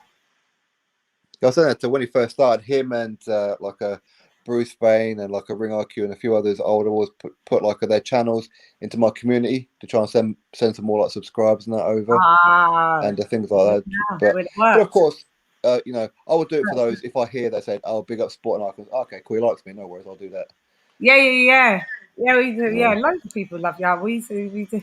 I was saying it. I was Well, it's watching weird though. you. You know what's Wait, weird is that I mean I'll probably criticised and kicked Wilder more than anybody else. Okay, and of course his fans now as well. And a lot of the Wilder fanatical channels pretty much created channels to have a go at me because they weren't I'd getting have nowhere to in the go at comment you. section. Shows that you're Yeah. powerful. So, but yeah, none of them have ever threatened to kill me. Fury fans have threatened to kill me loads of times. Oh my It's God, weird. I'm glad you've come here. I was Amir going to bring it Khan then. I fans didn't want to have bring threatened to it. kill me. Who? Amir Khan fans have threatened to kill me before. I mean, What I about did go a little over the top what with Amir about Manny Khan before. Pacquiao fans? I heard they're brutal. I did in the beginning when I said that I didn't agree with Manny Pacquiao saying that drug dealers should be shot on site Who did say? Is without a trial. that what he said? Yeah, he did. Yeah. Well, I'm sorry, he was agreeing with the current Philippine president, President whoever it or was. fucking yeah. That was kind of like one of the things he put out, and I said I didn't agree with that. Yeah, I mean, I got threatened with a couple of Manny Pacquiao fans, but even then, It it's was just life. internet threats. Yeah. But does any like make you think I should get security? No, I mean, to If you start go with, somewhere publicly things saying used to you're bother fine. me when they start saying things like about my children, because like my youngest boy is disabled. They start saying things how they're going to get hold of him and, do things, and you know what I mean? Hey, It used to bother me, but now I'm like, you disgusting. ain't going to do nothing. Disgust. No, those things disgust me, man. Some Yeah. people are so low of the low, but you know what? You don't have to worry about that yet, because they put this out. Their karma is just so. It's just so en route for them. It's just Yeah. so en route, and that's all I just find comfort in. Now that you've told me that, I'm livid that they've did that. About you'd say that. Livid. Mm. People are disgusting. Human beings make me sick. Anyway, and what do you know what I had the other day that someone come on? They could be watching you. It's so funny because I suffer from like this mad skin disease, or all of a sudden like allergic reactions. As you can see, like literally hyperpigmentation. All of these. Can you see? Okay. It? Yeah, like it's really mad. It came from nowhere. You could go down my Instagram and see when I didn't have it, and then all of a sudden, take it Okay. just What caused it? Do you know? um found out there was some medications that caused it, but Oh. before it just like literally didn't put me in hospital. They just didn't know, and it's still happening. Like even though I've stayed away from certain other things, there's still like post hyperpigmentation on my face, and that will come up. Right. I'll cover it up with makeup, whatever. But you see me do my, my news flashes. It's just headscarf, whatever. I can't be putting on makeup at all time. But what someone said to me, which was really weird. They was in my comments a couple of days ago, maybe about 3 days ago, and they went, Chann is allergic to penicillin, right? And I went, and then I responded, I went, semi, but not all. And I thought, yeah, just be left as that. And then the person comes back and then they say something that I'm bang on allergic to. And I thought, whoa, like, because it's one of the ones that I'm allergic to that they said something. It's not common either. So for them to just pluck that out. So I was like, oh, we're really not going to discuss like, medical stuff. But like, if you've got, because I thought maybe they want to give me some advice. I said, like, hit me up in like my Instagram DMs. And like, they've never hit me up in thingy. And now it's even more, like, how did you know that? Who Hmm. are you? It's You amazing what get people what can I find mean? out, isn't it? Yeah, but how do you know my medical stuff? Yeah, that is freaky. Unless they have the same issue, I don't know. Yeah, but it's so rare. They could have it, but it's so rare. Like, and if they did, they'd just be like, you know what, I got the same thing. Like, you know what, they would say, like they'd say it like it's under like a camaraderie thing. Like, do you know what, I got that, or that is one. Oh, yeah. Yeah, do you know what I mean? I would be like, oh no, me too. But nah, I gave them the option like to give. They've said nothing. Like, it's a faceless like subscription to YouTube channel. And I just thought that was creepy, and they've never said anything again. And I'm just thinking, is it someone that's like at the doctor's surgery or something, and then they follow my channel, and it's just someone that's just a loser? Because you could get losers that are receptionists or something like that. Yeah. But it didn't. To me, it didn't appear that it was female energy. It was. It was when I looked at the thing. I think they had a Bart Simpson. It doesn't really matter. It could be, but the energy that I got that it was male. That's why Right. I thought it was even more weirder. So I don't know. Yeah, this is what I'm saying. Like Well, you these, see, this is the advantage that I have. I can walk down the street, not one person will you've know got who a I am. face, you. Yeah, Yeah. I'm like a yeah, faceless ghost. yeah. It's just like Bruce Wayne. So I see what you look like though, Yeah. and you're handsome as well. Uh-huh. Are you blushing now? Yep. Oh, you are. You are handsome. I said it to you, didn't I? You are. I was like, oh, that's what he looks like. But Tried. I searched. You know me. I searched. I the thing found. is, though, right, is Mhm. that you see, people always say, "Why don't you do like cam and things like that?" And I think it's just kind of got to the point now where Voice is I've too been doing it low. for so long, it's kind of become part of it. You don't need to do your face. As handsome as it is, yeah. You don't need to do it because your voice is loud, iconic. Your voice is legendary. Like even when we just came online here, yeah. When I introduced you and come on, I it's weird. Like I got kind of like a woo. Like it's weird because I know your voice so much. Like sitting there watching you, well, not watching you, but listening to you. You don't need. You've got a distinctive. your voice is your brand. You could go Okay. anywhere and just speak. You could go on anyone's panel. Everyone, even if you didn't put your name, everyone knows it's sporting icons. That happened with me when I met the promoter Al Siesta. That happened with me.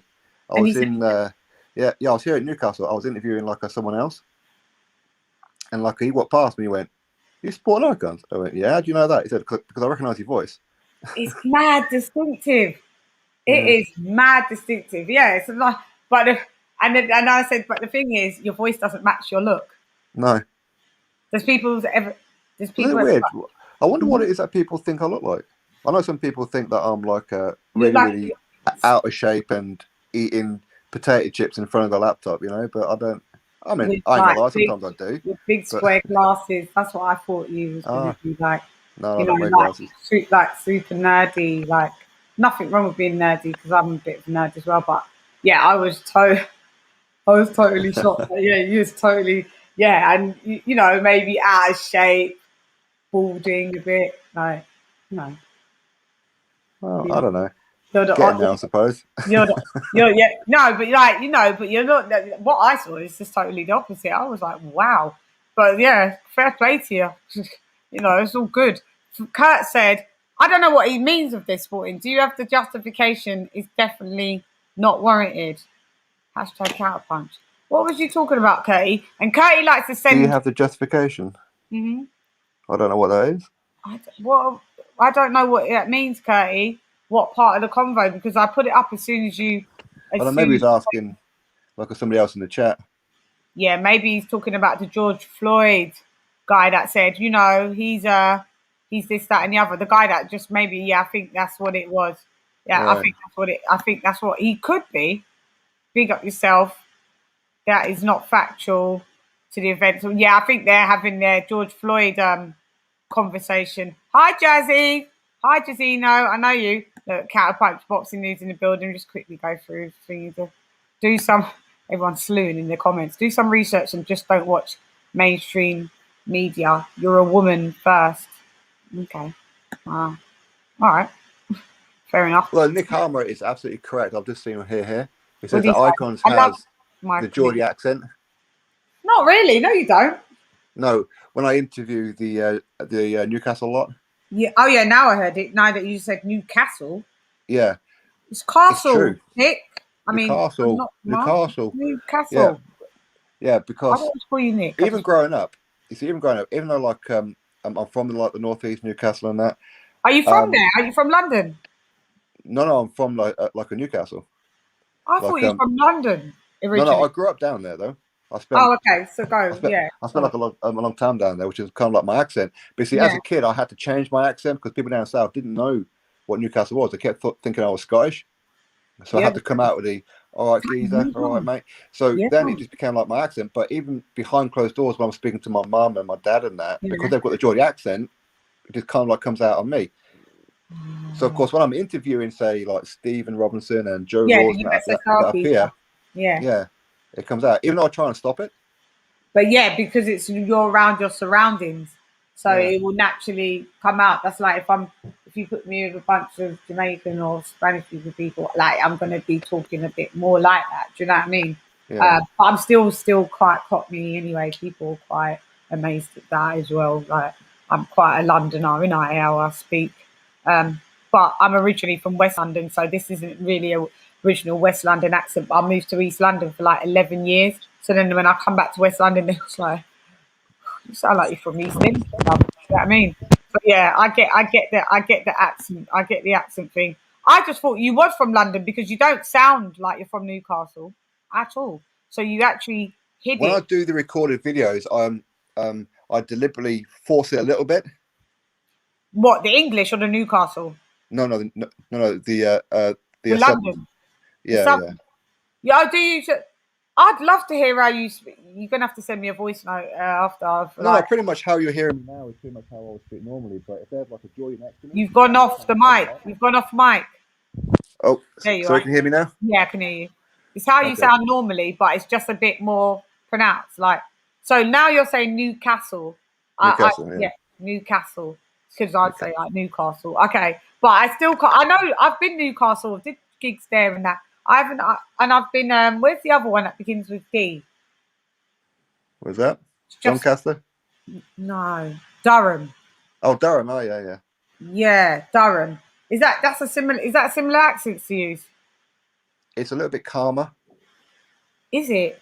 Yeah. Yeah, Newcastle, and then you go Scotland afterwards. You lot are far up. So is that where you are now? Is that where you Newcastle, based? yeah. It's cold up there, isn't it? It's always colder. It must be freezing up there right now, then, isn't it? Must be snowing. Is it snowing? No. Ain't it? No. And how many trips to You London? know what's really annoying, right? Because remember, like a few months ago, it's like the whole of UK was like covered in snow. Newcastle wasn't. London. Huh? It was London. Yeah, like all down south and everywhere, like the whole country, Yorkshire, everywhere was all covered in snow. Like a few months ago, or a couple of months ago. Yeah. In Newcastle, not a drop of it. And usually you lot get it first. Yeah.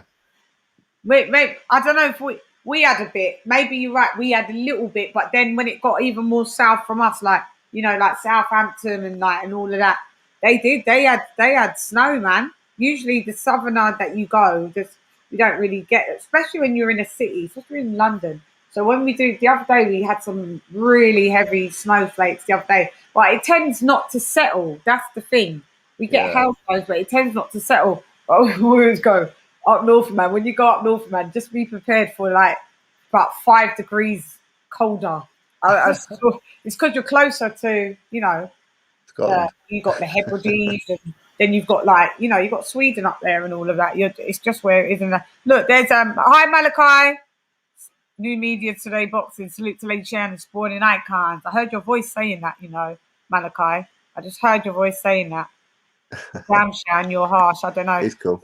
Yeah, he's bigging us up. There was someone that said, "Oh, look, someone wants to give you Lady Chann, tell sporting icons." I said, "Salute." That's H Money. Salute.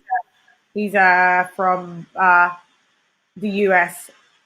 He's from down south, but originally from LA, but moved down south. Runs a boxing channel, H Money boxing channel. Should check it out. Sometimes I'm on there like for hours, and we're doing all our madness. He does some good interviews as well. I remember on your lives when you said penicillin was administered to you and you had a life-threatening reaction. No, it wasn't penicillin. It wasn't. It was an antibiotic, though. Yeah, I told you that. But that wasn't to do with the skin issue, though. So, and the antibiotic that they mentioned was nothing to do with a surgical one, if you get what I'm saying, cariño. Pero tú correcto, sí. Yeah, so just I forgot, you were about to say about, because he asked me about did Billy Joe Saunders quit? You was about to continue with that, weren't you?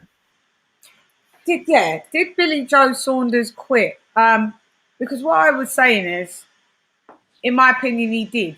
Because all he had to do, but I get why he did though, sporting. I get, because it hurt, innit? At the end of the day. Who am I to say, but it's the way he did it. He could have said to his team, like, listen, right, you guys, my eyes are hurting. Yeah, this is a myth. This is a myth right now. Don't want to look like a loser and quit on the stall. So what I'm going to do, I'm going to go out. First 5 seconds, throw the towel in. Yeah. Done. Then it would have looked a load of at least Joe Joyce. I mean, at least Daniel Dubois. I don't know anyone anymore. At least Daniel Dubois went on fighting for long. Was it a good thing to do? He probably didn't know the extent of the damage or whatever. But it's just the way he quit. And then have you seen the bloody controversy that surrounded that? So you got Mark Tibbs' stuff being pulled down. And I haven't really followed it too much. I've seen bits about Ben Davison or something. Yeah, now him and Ben Davison are bickering like it's EastEnders out here. There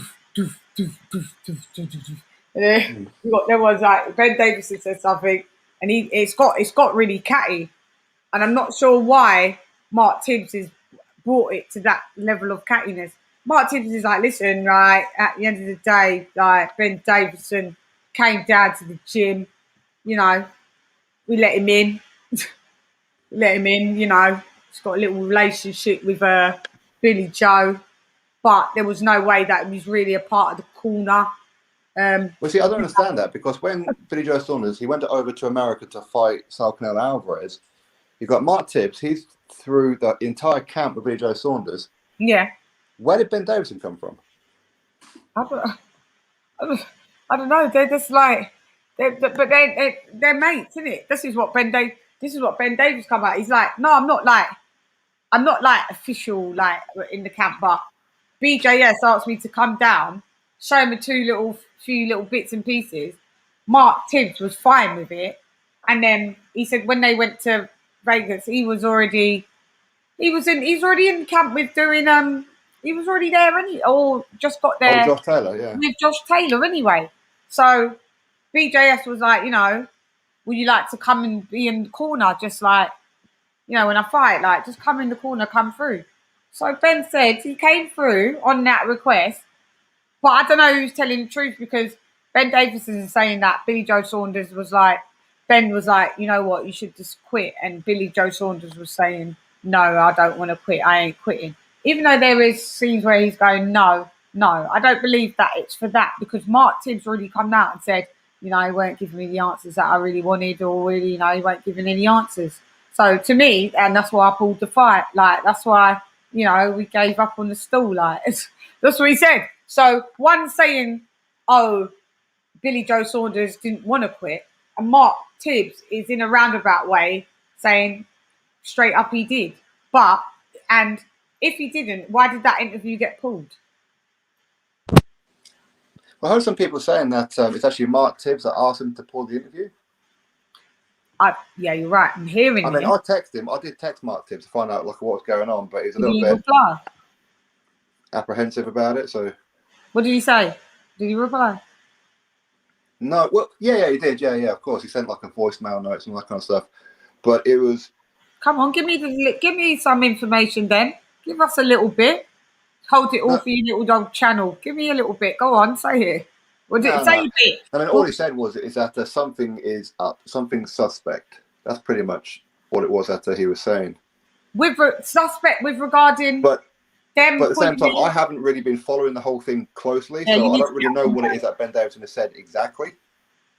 Yeah, so go back and watch. Go back and watch. Go before it deletes, before that gets pulled down as well. But literally, it's been in the last, because we've been so on the Fury Joshua thing. Like, like that fight feels like it's eons ago now, innit? We don't care about it anymore, innit? Like, we've moved on. Boxing's fickle like that. Yeah, you're right. I hope your eye gets better, mate. Yeah, moving along swiftly. It's really bad like that. But yeah, but it has been coming out in bits and pieces, and it has been probably been a bit drowned out due to like the current, big headline stories. But there's something going on there, and it might be worth you delving in, because I'm getting a bit bored of just doing news reports from these losers. They're getting on my nerves every night. Hi guys, I'm back. So, Tyson Fury, stop keep making me report. Like, I want to say some other stuff. Do you know what I mean? I want what quickly as well. What do you think about Pacquiao? I love you too, Blue Sky. You always nice. Love you too. What do you think of Pacquiao fighting Errol Spence? And we thought it was going to be Crawford, who's one of my favourite fighters, by the way. Can you believe that it's been 2 years since Manny Pacquiao fought Keith Thurman? July 2019. That is amazing, isn't it? Where's the time gone? Because you know what it is? The pandemic, then came in and everything's paused. It's like we've been on pause for 2 years as well. Then they put him in recess though, so I feel that Manny Pacquiao, he's obviously he's going to be ATG in it, but yeah. I think he's tied his name so many, you kind of forge your name. He's been a bit prostituted out, and the fights have not been happening. It was Ryan Garcia, it was Mikey Garcia, possibly maybe the Thurman was put out in the ethos. Then it was Bud Crawford. I know I'm missing someone else as well. Now it's Errol Spence. Why is it? Because remember, for Bud Crawford, he wanted 40 million. But for Errol Spence, he's not getting that. So that leads me to believe that, Bud Crawford will wash you. So you may as well try and command the biggest amount of money for that. And that didn't happen. And I think that, the Saudis was involved in that as well. And I don't think they wanted to pay. So he's gone to... Are you aware of this story that he's announced with Errol Spence? Yeah, of course, yeah. Yeah, and where does that? So who's winning? Because in my opinion, it's a mad one. It's not. I'm etching Errol Spence 60-40 Errol Spence, but it can go wrong because Manny's got pop. It just depends what Manny's going to turn up. You get juiced up, Manny.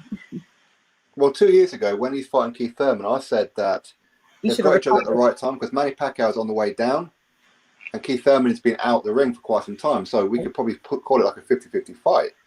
But now, I mean, I don't know if Errol Spence Jr. is the same fighter. I mean, I know he's defeated Danny Garcia, I but didn't let's think not it was forget, that he impressive. turned his back in that fight. He got hit and he turned his back. That's a quit Yeah, right there. yeah, and the referee could have waved that off. Yeah, he could have done. I mean, Yeah. he didn't, and of course he continued to soldier on, and of course got the win. Which, One you know, point, the I decision. agree with that. But when he fought Sean Porter, I thought Sean Porter won that fight. Me too. And it was like, but then like I thought Ugas beat Sean Porter. As well. Ugas, yeah. Yeah. Do you remember that fight? No, I didn't see that fight. Oh, you need to see it. It's as soon as you can. That's your homework from Chann, Mr. Sporting Yeah. Icon. Yeah, it's a great fight. It's a great fight, but Sean Porter gets the decision. Well, I've already told you how it ends, but you know, but still watch it. Still watch it because Ugas won. But yeah, I get you on that one as well. But so with Manny Pacquiao, who would you say was Spence beating Manny Pacquiao? Because I thought I thought that was a hard fight for Pacquiao, even though he got the win. I thought he should have just allowed it from after then. He should have left it there, mate. Keith Thurman's a very, very tricky guy. When you watch him fight, he knows every inch of that ring. He knows where his opponent is. He knows where the punch is. Of course, he's going to get hit. It's a boxing match. But his ring IQ is off the chart, like Keith Thurman, which is why he can get on the bike and get away with it at times, like when he gets hurt with the body shots. Yeah. But with Errol Spence Jr., he's a come-forward fighter who chops away at the body. Yeah. Manny Pacquiao, okay, he's 42 years old, but he's nimble as now as what he was 10 years ago. Yeah. So no. how is he going to trap Manny Pacquiao? What? How is Spence going to trap Manny Pacquiao? Yeah. What? You'd think that Manny Pacquiao is the edge over this? Slightly. Well, Manny Pacquiao, he's 43 now. Yeah, but I mean, he lives a life though. You know, he's always in the gym. I mean, you've heard like today's era. It's like the 40 of today is like the new 30. Yeah, we know this. You know, this is why everyone. But he does have miles on the clock. Yeah, he's got a high mileage though. But it's like buying a great BMW or a great Mercedes. They do the miles though, innit? It still makes the car's still great. It's not like it's a Fiat Punto doing 80,000 miles, innit? You throw it away. But I mean, realistically, okay, so I was speaking to H Manny about this. So realistically, Manny Pacquiao's seen a lot of Errol Spence's in his time. But has Errol Spence seen a lot of Manny Pacquiao? Has he fought like opposition like Manny Pacquiao's before? No. That's where it can go. Like where I could see like, but I just don't think that they've put this fight together. I think it's a passing of the torch. I don't think they've put this for undefeated Errol Spence to lose to Manny Pacquiao. If this goes to points, Errol Spence Jr. is getting the win.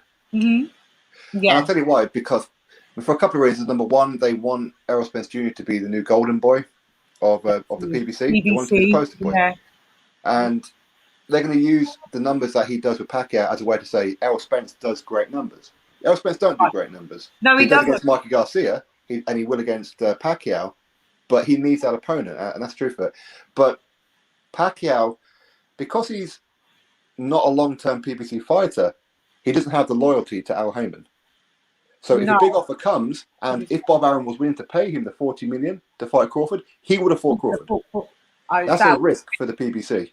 Yeah, because he's a free floater. At the same time, though, the WPA, they stripped Manny Pacquiao due to inactivity, gave it to Uga. So what's going to happen with the belt now, then? Because they've called it a unification fight. This is Are they now going to give Pacquiao the belt back? But being my understanding of him being champion recess is that he just comes back to be like the number one contender to get back that WBA belt. Doesn't mean that they just give it to him and then Ugas is now regular WBA champ. right? No. Ugas is the full champion. You got is it Jamal James? Is he the regular? I thought so. Ugas is what? Super champ. Super champion, yeah. Oh. So are they then going to, I don't know, create a franchise for Manny Pacquiao? I don't know what they're going to do.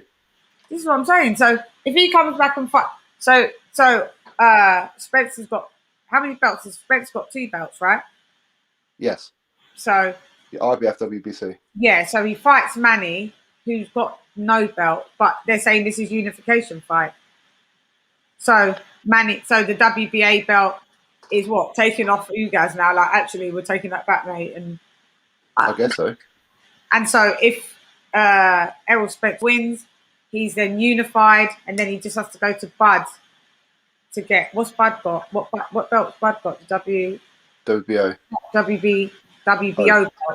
Yeah. So, and then that would make him undisputed if he beats Bud, which he's not going to. But he's not even going to fight Bud because he's ducking. Because this is what makes no sense to me. Like, is he going to do the Manny Pacquiao? Because I heard he wants to go to 154. Who's going to fight at 154? The only big fights up there for him is Jamal Charlo. That's his stable, mate. Yeah, that's it. And I have heard that Spence and some of Spence fanboys want him to go fight Canelo. What, a super middleweight, really? Yeah, I heard that as well. But everybody knows that. You know, like Errol Spence does walk around. He's a big guy. Like because he's a big welter. That's why he's always just stayed at welter though. But could he fight? I heard that he walks around at 200 pounds. Mm-hmm. Like on his. Sometimes you've seen it. Like out training, this is the first time that I've seen him keep within a good weight bracket from his fight weight. Usually Errol Spence is a big lad. So for him to make 168, he'll do it if you're going to be able to fight Canelo for like 50 mil or 40 mil, or if he takes up. But to be effective though, but to be effective, if you're moving up in the weight classes, you need to do it gradually so you build into it. Yeah, you can't just like, lose weight down to that point because you're still carrying the excess fat. Yeah. Because Errol Spence, he doesn't live the life in between camps. You can see he's like, no, he doesn't. He's out there boozing and eating cheeseburgers, whatever it is he's doing. Yeah. And the same with Gervonta Davis, same with Adrian Broner. They kind of fit in the same kind of thing because they have in their mind that they're going to be the next Floyd Mayweather. They're not going to be the Floyd Mayweather. They will never be the next like a Floyd Mayweather.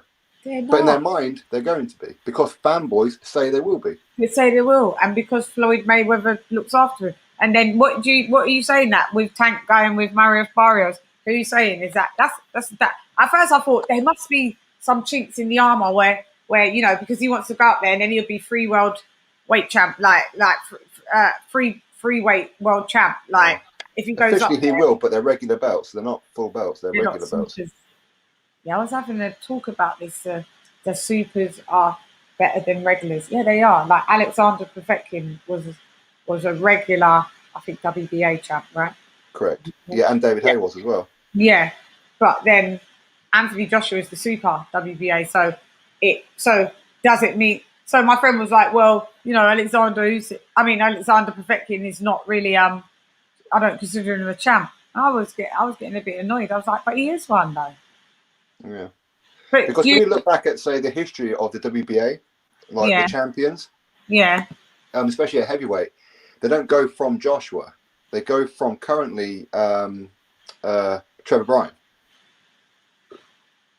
So when you go back over the history of it, it's because Vladimir Klitschko, he was promoted to a super champion when he defeated David Hay. That's where it all kind of like yeah. So the history. So calling, say, Trevor Bryan WBA world champion. Mm-hmm. In actual fact, he is. As much as we don't agree with it, he is. Yeah, that's how it works. Yeah. It's rubbish. You put me up on bare game with how rubbish the WBA is and corrupt. All they've got is PBC fighters mainly in there, aren't they? 9 of the top 15 are PBC fighters, including Chris Arreola. You even had Bermain Stavern in there for a month. Bermain Stavern is the one that Trevor Bryan and Wilder beat and got his first title. It's not really bad. I mean, trash, man.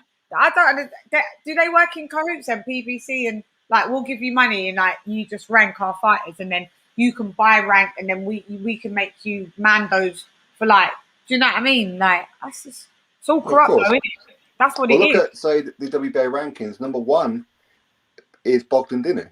He's ahead of Deontay Wilder. I'm the biggest Deontay Wilder fan in the world, but don't take the piss. Not Who's Bogdan ahead of Dinu. him? But Who's Bogdan Dinu is a guy who lost to Big Baby Jaron Miller, lost to Kubrat Pulev, beat 2 journeymen, and becomes number one. It's all about money. The Romanians are paying him some good Romanian money. Is it euros? I don't know. yeah, I think they've gone to Euros and oh maybe that's that yeah. The only ones that you can't play with is like what is like the IBF. But what do you think with Hunter not fighting Ergovic? Do you think the route that he's going is a better route to? But I think you did. Did you do a debunk on that? Was it you saying it doesn't make sense because he could have been that Yeah, there was it's an annoying. IBF way or something like that? He could have been or something like that or I understand Michael Hunter's thought process because he could fight Filip Herkovic, get paid, I don't know, 300 grand, for example, 200 yeah. grand. So it's going to be much more money than what he's going to be getting to fight this Mike Wilson guy. But even if somehow he manages to defeat Filip Herkovic, he's going to be waiting about 2 or 3 years to get the world title shot anyway because the IBF has only just been completed with Kubrat Pulev. So now they're at the back of the queue. So really, he's just in there just to fight and get the money.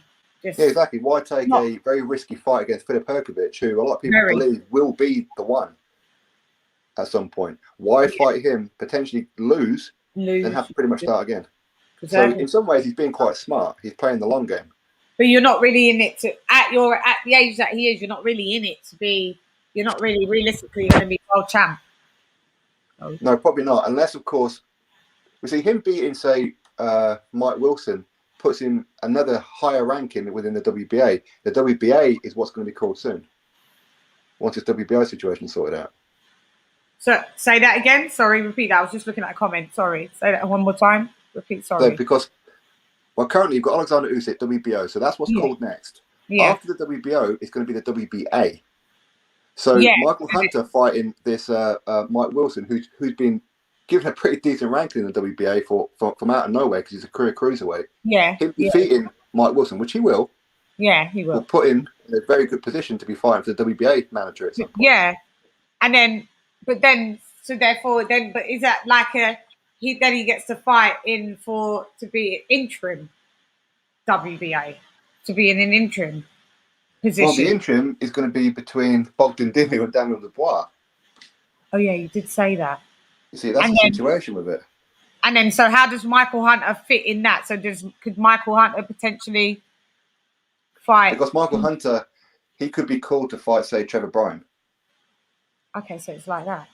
So could Daniel Dubois in him fight, or is it they're two different? Yeah, he could. They could, couldn't they? Yeah. I mean, the WBA could order Daniel Dubois if he beats Bogdan Dinu, which you fully expect him to take on Michael Hunter for the official mandatory. Because being interim doesn't make you mandatory. No, it doesn't make you mandatory. It just makes you. Well, it puts you in a good position then to become into. It's like an eliminator. It's like you're in waiting to be the in waiting, kind of. Like you're waiting. Exactly. Yeah, kind of like like that. So it's like Dillian White at the minute. Okay, so he's Dillian White, he's the WBC interim champion. Mm-hmm. So if, for example, Tyson Fury says, "You know what, I'm going to quit now," or he gets stripped, or elevated. Dillian White will then get elevated because he's interim. So the same thing will happen with, say, the winner of Dan Dubois and Bogdan Dinu, because they've got the interim belt. Mm-hmm. If Joshua says, "I'm going to vacate all the belts," the winner of that fight, in theory, will get elevated. Then gets elevated to super champ. Yeah. In theory. In theory, until they put the curveball. That's why it's so bad with what's happened with Dillian, because they've put him a bit on the back burner, but hopefully it's been released a bit now. What I've been seeing, I haven't been able to catch up on any much commentary today, so I'm a bit behind on what today's is. I saw yours, I've been busting up at yours, like yours has just been the one that's been giving me life. So I've seen yours and keeping up on game and that, but I know there's like more counter punches that I have to watch. I didn't watch the full Frank Warren. I didn't watch the full Frank Warren. I need to watch it because when I watch it, I just start getting boiled up. Yeah. Like when I watch anything with Frank Warren now, I start getting really, really annoyed. So I do my little clip for my news report, and then I'll just lock it off. But I should. Who is Dubois fighting? Shelton. Dubois. Who's he fighting again? This is my mate. Bogdan Bogdan Dinu. Yeah. So he'll.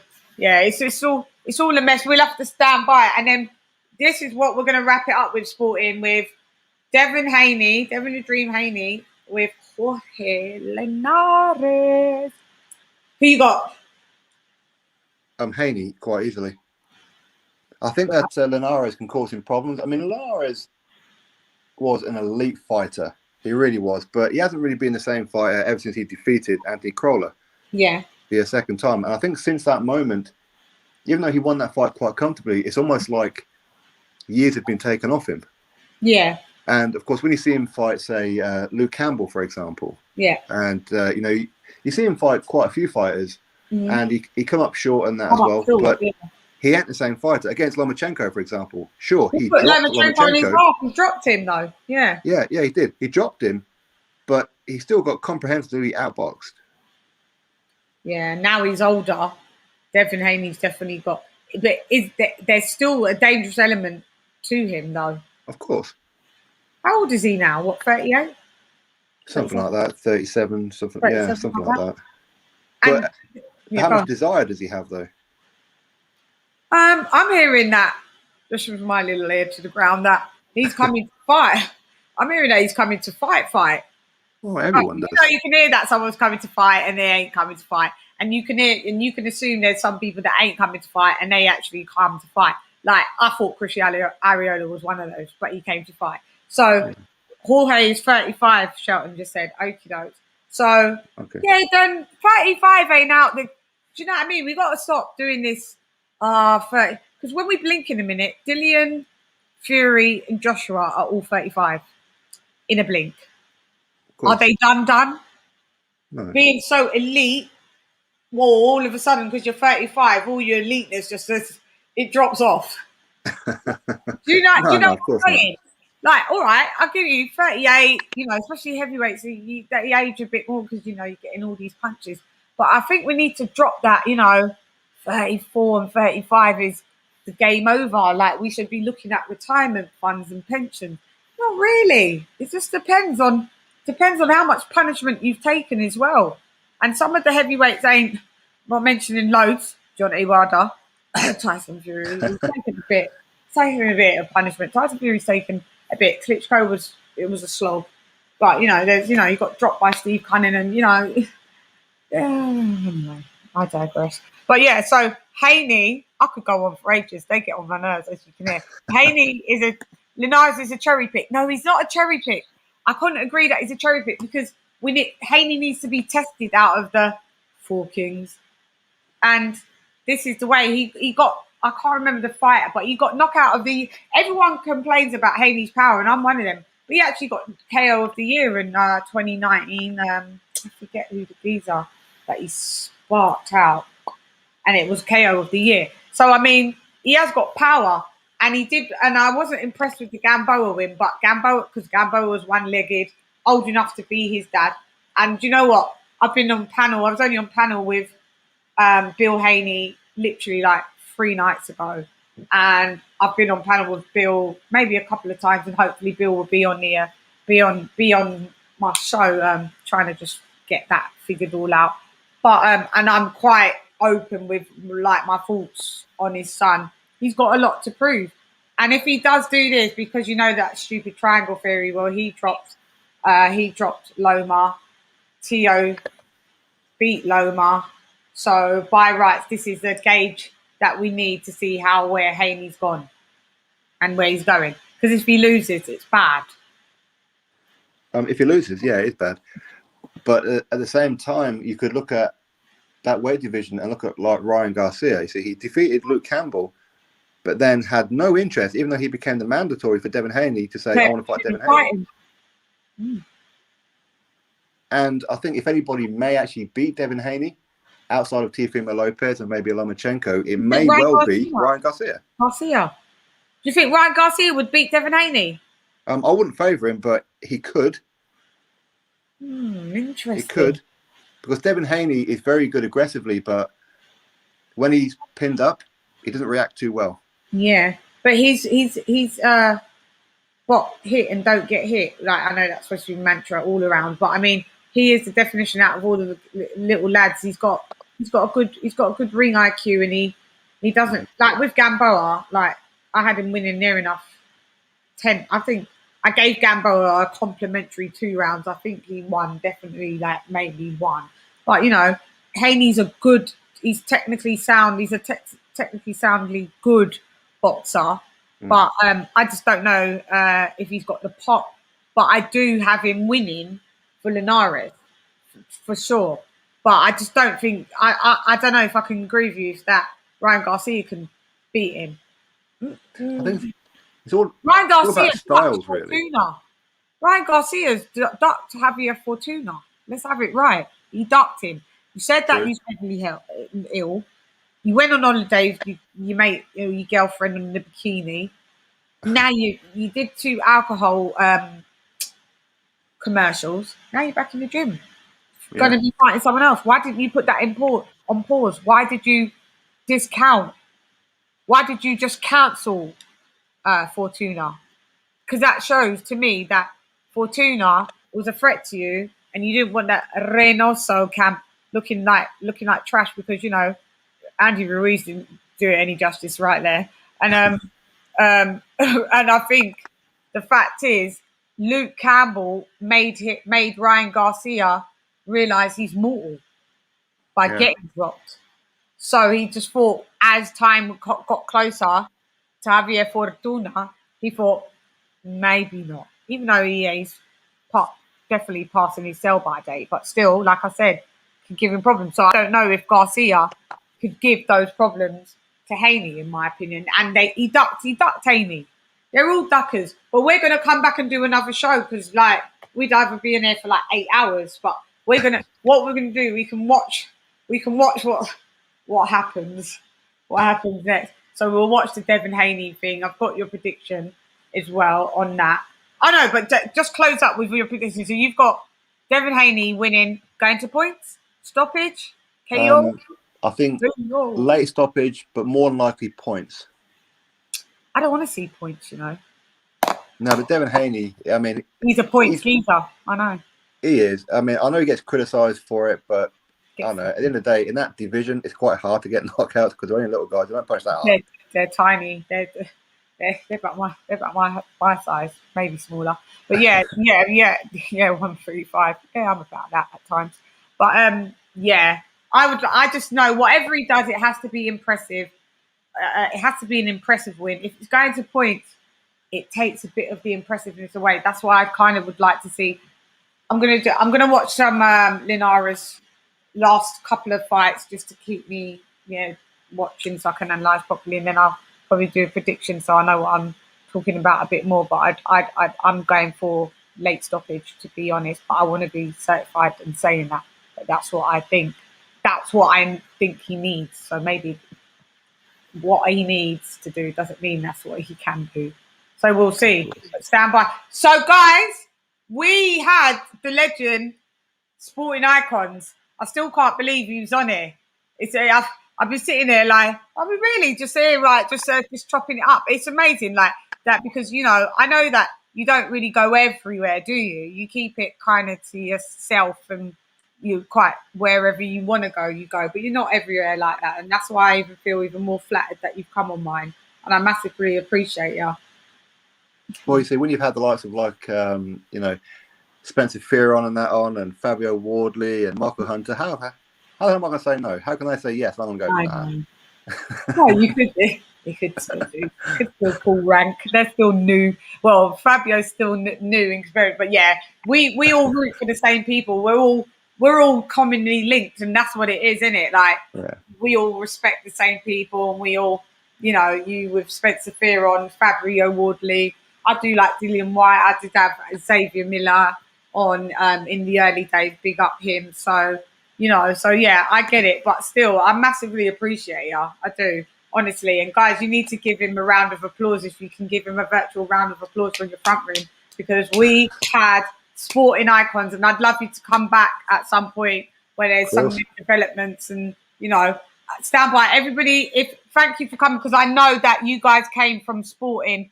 Oh, there's a super chat here. He garnered a lot of the traffic here, and that was nice of him to do that for little old me. Do you know what I mean? I look on the views, and it's going to be a ton and growing. And I'll probably chop up bits sporting as well and put, you know, sections out of, you know, of specific stuff that we was talking about, so people can digest it a bit. Devin Haney's a dark horse of that division. I suspect none of the others fancy beating him because of his style. Yeah, I do agree. We just need to see it. So for Luso 82. So yeah, so I will chop it up, and we will keep on standby. And guys, please, if you're not subscribed to Sporting Icons, what are you doing? Like what Eddie Hearn said at the beginning of his commentary, you know, if you ain't subscribed, need to be anywhere else. Yeah, you can't be anywhere else. Do you know what I mean? So please subscribe to him. Thank you for Sporting Icons for coming, and thank you for Sporting Icons fan base also coming over, subscribers coming over to here, because I can see you. Massively appreciated, and we will chop it up, Sporting. Yeah. Indeed do. Thank you very much for everyone for popping in and saying hello. I appreciate it. Ladies, thanks a lot. Thank you very much to Lady Chann for having me on. All day long. Thanks for the great commentary, and keep it up. We'll just keep on standby, and I'll be glued to it. Thank you very much. You're welcome. See you later, babe. Bye. Bye. See you. Guys, legendary. I adore. I actually, you know, when you just like get to grow to adore someone, it's mad that you can adore a voice at first, isn't it? You adore a voice, it becomes a part of your day-to-day life, and nobody can deny it. Like, he is a part of our day-to-day life, sporting icon channels such as his, like, you know. And he got me through like watching him lockdown, and you know, and I respect his stance on things. You may not always agree, guys, of what his opinions are, but what you do have to respect is that the guy is truthful, and the guy he calls it how he sees it, and it could be his favorite fighter, and he's just going to call it down, right down, not even down the middle. He's just going to call it how it is, and I'm very humbled and very flattered for him to come and grace me with his presence. You know. So yeah, man. Yeah, thank you, icons. Yeah, he's great. He's a great guy. So. Mustafa, yes, new music will be dropping. The world of boxing it's always got me in it. So I've ducked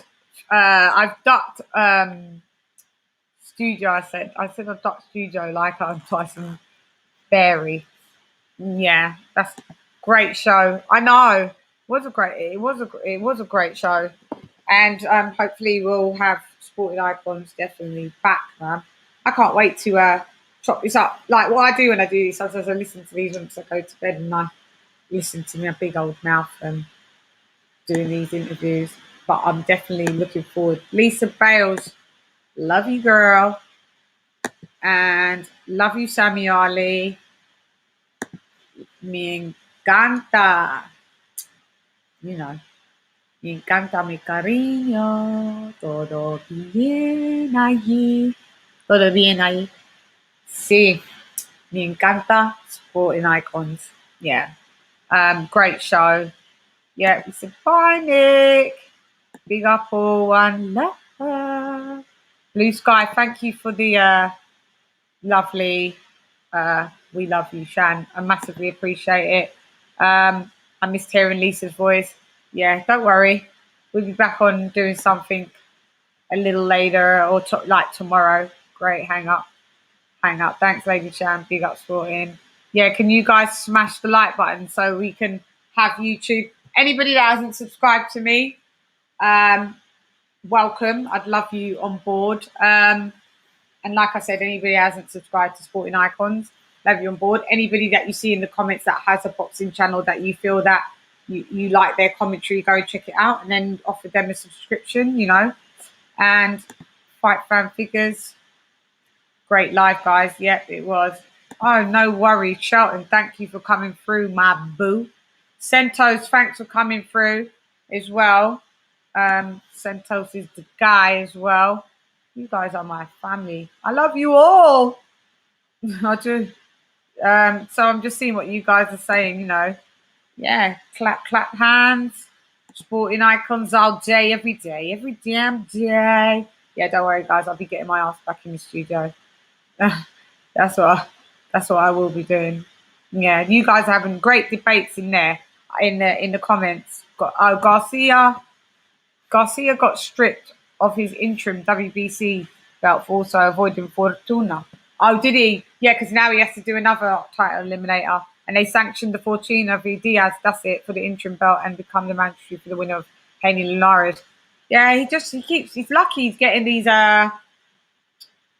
chances, like you get stripped and you come back, like you're supposed to use the eliminator to fight Haney in the first place, and then all of a sudden, oh, I'm fighting Manny Pacquiao. All right, cool. Manny Pacquiao is a look, but you rushed too quick there, and it didn't actually transpire. So you know you looked a bit silly, and then you pulled all this mental health thing. Yeah, it's 2-2s in the amateurs, in the Amis, Garcia and Haney. You are correct.